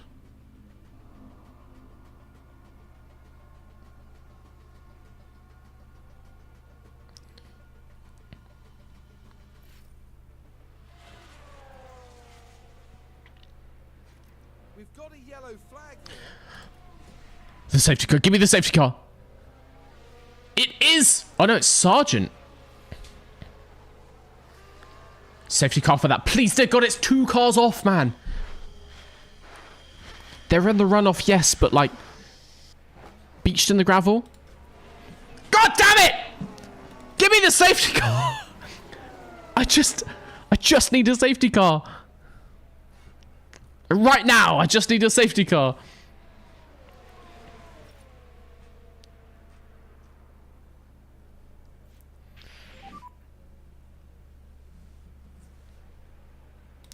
Okay, we'll call this pit, we'll call this pit, we'll call this pit.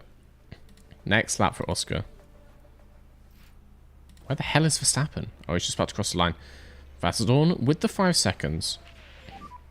Box. Okay. Copy. Box. You can go softs. Next lap.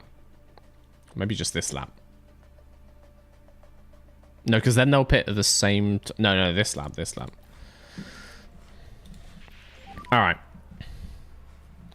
See what we can make out of this train going forward now. Guess push these tyres harder as well. Use the rest of the life. Let's go get him.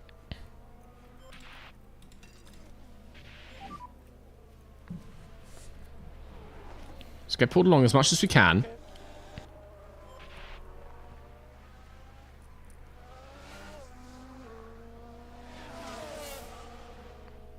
How how's Hamilton there? It's just the tire difference.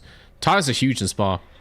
Like, the tire delta makes such a crazy difference here because it's all about that high speed grip, and so it's all about tire life. And I guess the game is just simulating that well. Piastri should be able to stay on the back of them here, which is nice for pulling us along the road a bit. Which means we're in a decent position to stop next lap.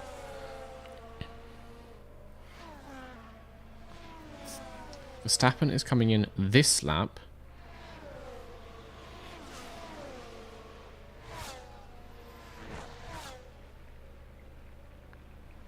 I'm so tense, honestly.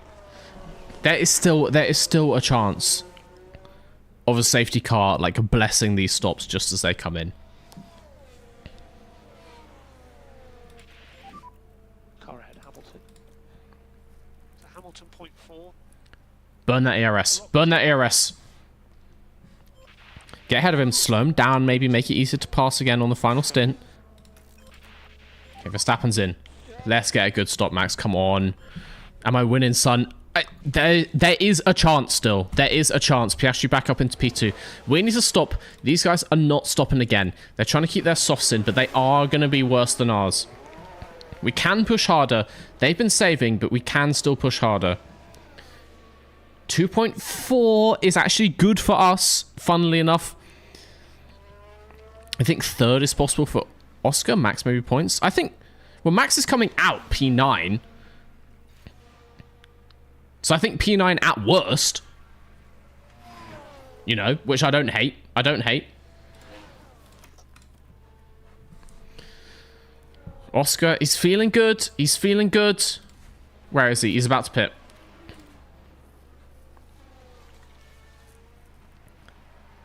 We do need to save fuel. Probably best to do that now rather than like when we're pushing to fight people. We should be able to save it coming through the pit lane as well. I think. Max is pushing nicely on his outlap.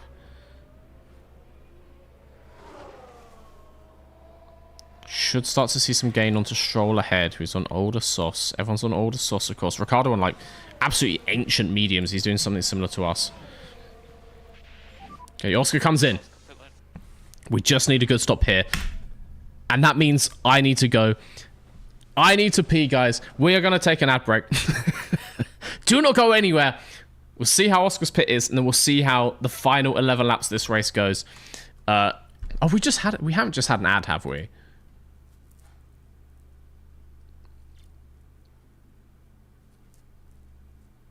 We have on Twitch. I still need to go and pee, so we're going to take a quick ad break. Don't go anywhere. We'll be right back. This is going to be crazy.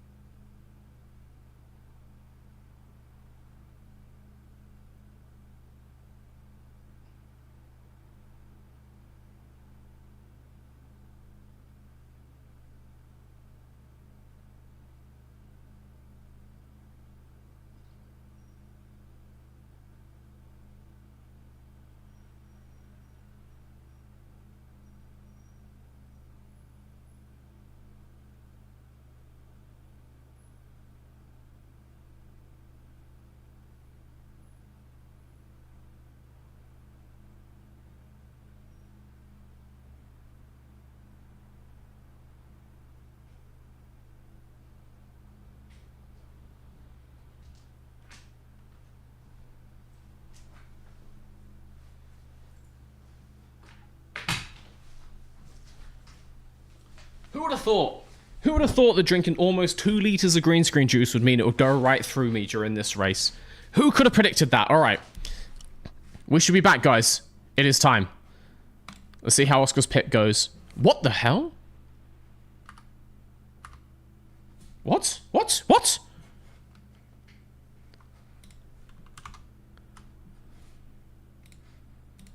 No, no, I don't have a controller. All right. No, I don't have a controller. I mean, there's an Xbox controller plugged in. Let's get rid of that.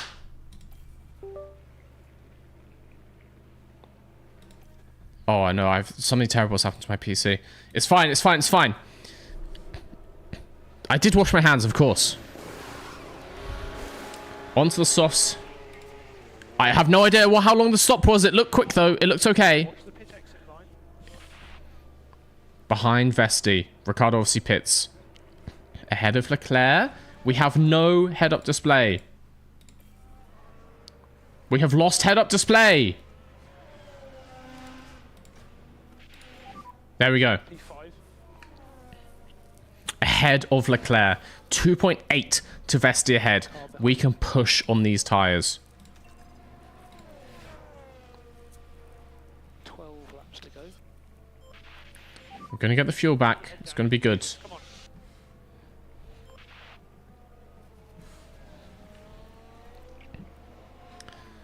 Just a couple laps to get the fuel back to 0, then we are sorted.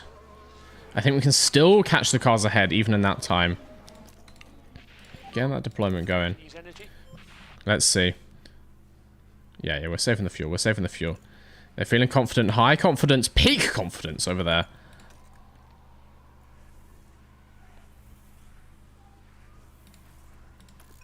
.4 to Vesti ahead. What is Vesti on? He's on softs. 81%, which is pretty good, but we're noticing the difference already. Max can push his fuel again. All right.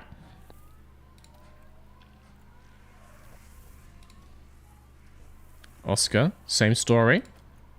Push that fuel. I think you should be fine. You've got 10 laps to go.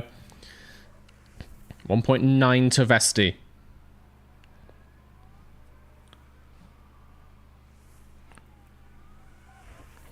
I think we can stay on 5 dot tyre pace at the end. The difference is not that crazy between them. Let's see how it goes. We can adjust later. We'll stay on this for now to catch Vesti. 1.7.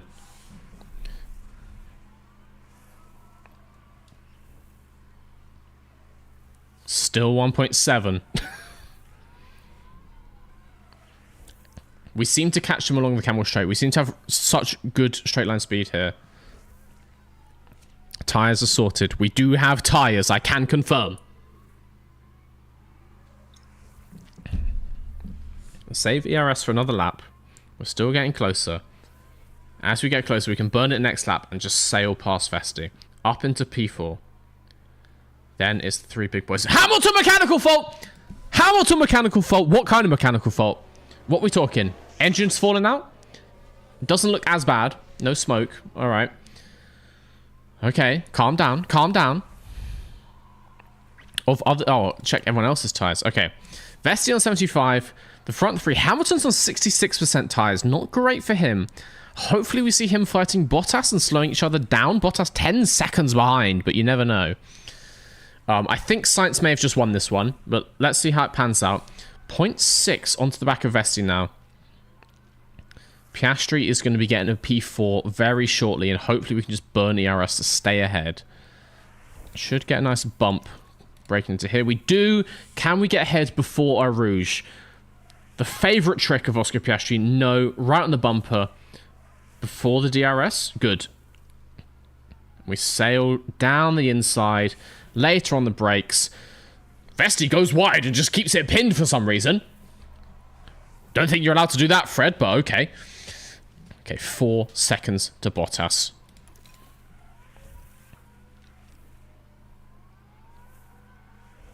We just want to try and gap Vesti a little bit. We want to make some inroads on the cars ahead. I think we could fandangle a P3.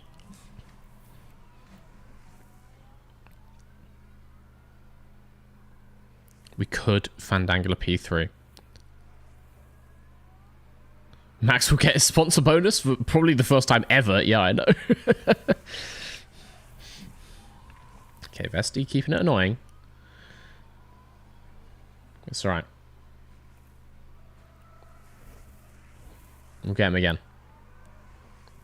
This time we can drop him harder.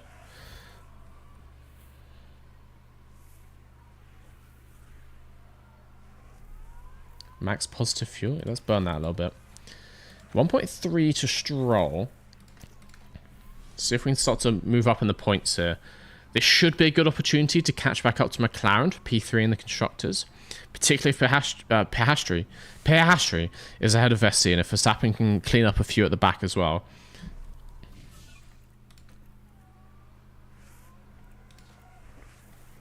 Yellow flag. Not into a safety car, though. We stay side by side, but Piastri's doesn't have DRS. God damn.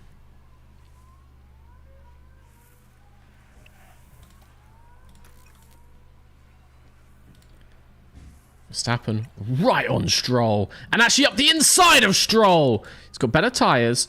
He's actually... No, he does have better tyres, but worse than Ricciardo. He did pit after us. That makes sense. This might be it then. P8. P8 is not terrible. Leclerc's mechanical fault, as does Hamilton, a serious mechanical fault. And Bottas with one as well. Let's see. I'm going to come off on his tyres, just not overheat them too much. We don't want to shoot them off before the final lap. We're good. Piastri can start to burn a little bit of that fuel. Help to get past. Don't just stick on his bumper again, mate. It's just god awful racing. We get through the inside.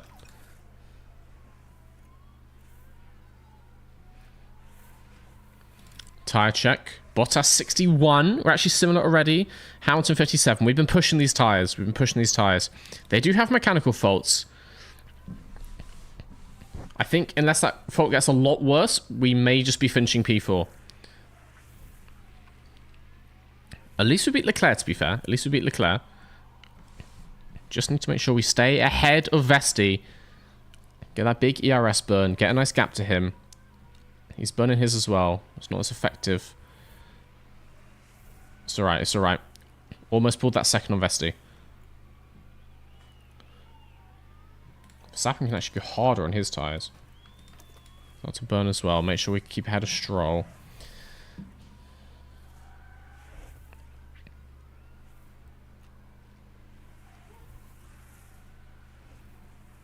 Hamilton's engine going to explode on the last corner of the last lap.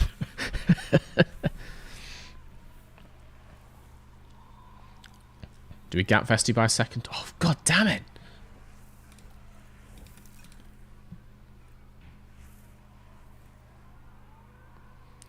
We are only 2.6 behind Bottas. I know you want to say we want to save to like keep ahead, but we also need to push if we're going to get Bottas. 3 laps to go.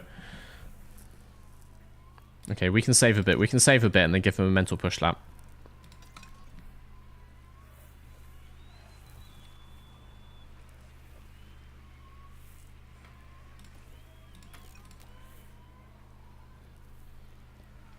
I think it looks like Verstappen is pretty solid in that P8.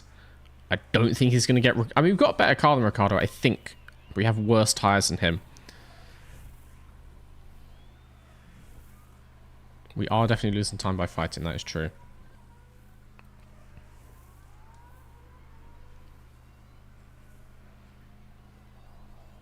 We'll give him another safe lap and we'll push like crazy for the last 2. Should just be able to stay in the DRS until then. Do the same for Verstappen. Hopefully he gets Ricciardo.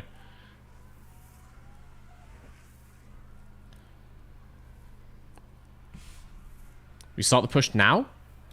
Start a push now. See what we can make out of that. Just drop Vesti, man. Just drop Vesti, man. Come on.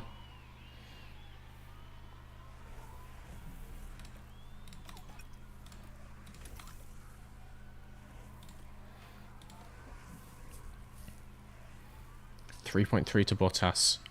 The mechanical fault is slowing him down. Yellow flags. We just need to spin up ahead. Sargent runs wide. Actually, Sainz up ahead is lapping Van Dorn, I think. We have an opportunity for Stoffel to do the funniest thing ever right here.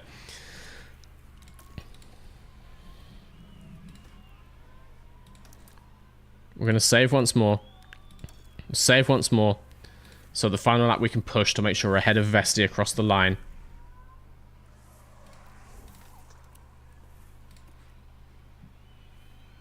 Verstappen's ahead of Leclerc. What? What? Okay, I'll take it. Don't hate that. Don't hate that. Top up as well. Top up as well. Final lap of the leaders.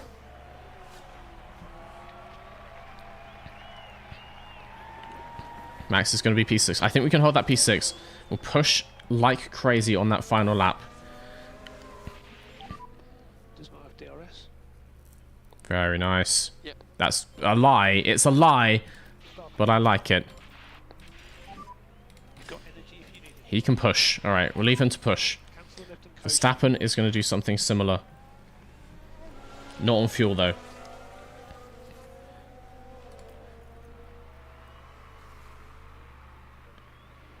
ERS deploy out of here. Keep Leclerc behind. It's going to be touch and go. Okay, Vesti stays behind down the Kemmel Straight. I think that's it. I think Piastri secured his P4 with that one, honestly. I don't see Vesti getting us back. We'll stay attack on the tyres. No need to come off that. Gasly mechanical fault. I mean, it's nice. I'll take it. Go on neutral on that, just to make sure we don't zero it and, like, lose a bunch of speed. It's good. We've got a second on Leclerc. Oh. Yes. P4 and a P6 is a mega result for us. 20 points for us. Only 10 for McLaren. That is the kind of swing we were looking for. That is how we keep this constructors alive for P3. There's no way Vesti is getting ahead of Oscar now. And no way that Leclerc's getting Verstappen. 1.9 behind. Let's keep our attention on this. Just make sure you got fuel for the line. Big lift now. That's P4. On to Verstappen. Check a flag. Same thing.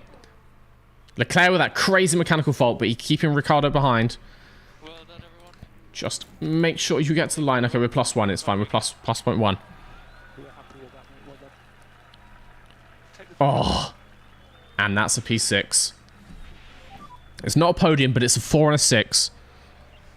Fastest lap? We got the fastest lap? Did we? Great job there.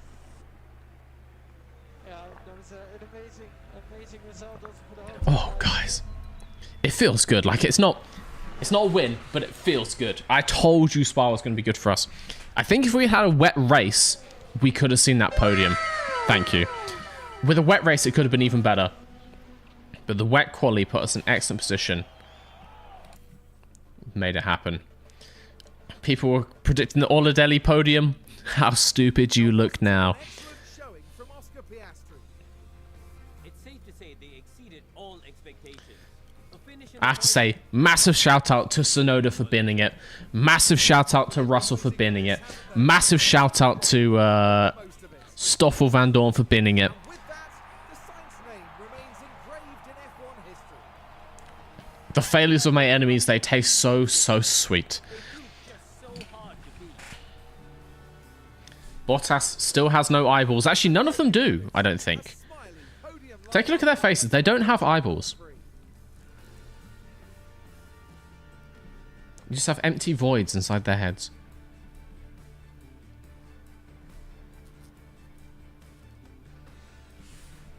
Well, Karun, how do you think Look at the they'll be Orba chants. Lots of Orba fans in the chat today, it seems. Well, it was a Oh, we got fastest lap on Max.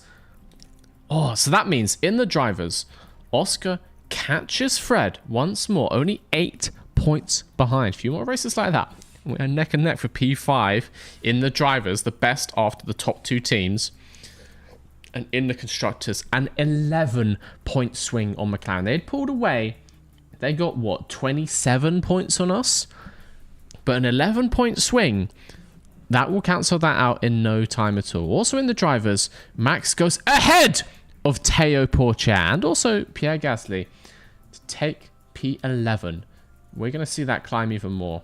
Russell should be easy. Ricardo and Tsunoda actually Stroll P7. Oh, it feels so good. Did we have a good pit stop? No. Still terrible at that. We'll work on that in 2026. We got money in the bag. Max gets paid if he gets P6 or higher. We probably should have put him behind Leclerc because we had to give him $500,000 for that. But we still earn, you can't see it's behind me, 1.6 mil in race bonuses. Oh, it feels so sweet. Maybe we can buy a new helipad. Might be nice. What's this? Oh! Now the important question, what's Holidel's nationality? Let us see. And I get $0 for mandatory activities. That's fun. Oh, Pato Award is now rated 78. Well done, Pato. Scouting. Drivers. Let's find him. Oh, that's at the bottom end. He's not that bad. Bomani Oladelli. Rated 84 overall. Similar to Bottas. Also, I will add Oscar Piastri, now the third best driver on the grid. Right up there with Hamilton and Leclerc, and honestly, I'm not surprised given the performances he's been putting in. Better than Norris, we made the right investment. Better than Sainz. Hell yeah. Bomani Oladelli. He's from Canada! He is from Canada! From international waters, he has found a home. Up in the frozen north.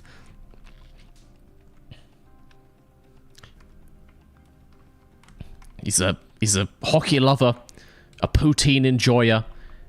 Loves him some cheese curds and gravy. You know what was weird? Little anecdote. When I lived in Hertfordshire, I lived in a relatively posh town in Hertfordshire called St Albans. For a hot barrel roll. Fuck's sake. For a hot minute, there was a poutine place in St Albans. But then bizarrely, it closed down almost as if there was absolutely zero demand for that in quite a posh market town in Hertfordshire. Oh yeah, feels good. Feels real good. Guys, we're gonna call that there. The greatest mystery of F1 Manager is solved. Oladelli is Canadian. I wonder where the other guys are from, like the other fake people. Like, where's Mr. Knudsen? Who we dropped. No, he is not good. So Colapinto's still rated 70. Ugh. Ari Knudsen is almost as good as Colapinto. We used to have him. He is Swedish. Looking very Swedish. Very nice. Yeah. Guys, I'm going to call that there. I'm heading to bed. We've made a new memorabilia room. Didn't get to put a trophy in it today, but it still counts. 21 points for the team is mental. Money laundering poutine restaurant. I get the feeling if they were actually laundering money, it would have made sense to not close down. But that's what they did. How is Max's mentality? Still negative. Still negative. But he enjoys his qualifying and race results from Spa-Francorchamps. Maybe it's on the up. I love how he's annoyed with his contract bonuses. Like, bro, you chose to sign it. You could have asked for more. Weird. Anyway, I'm going to call that there.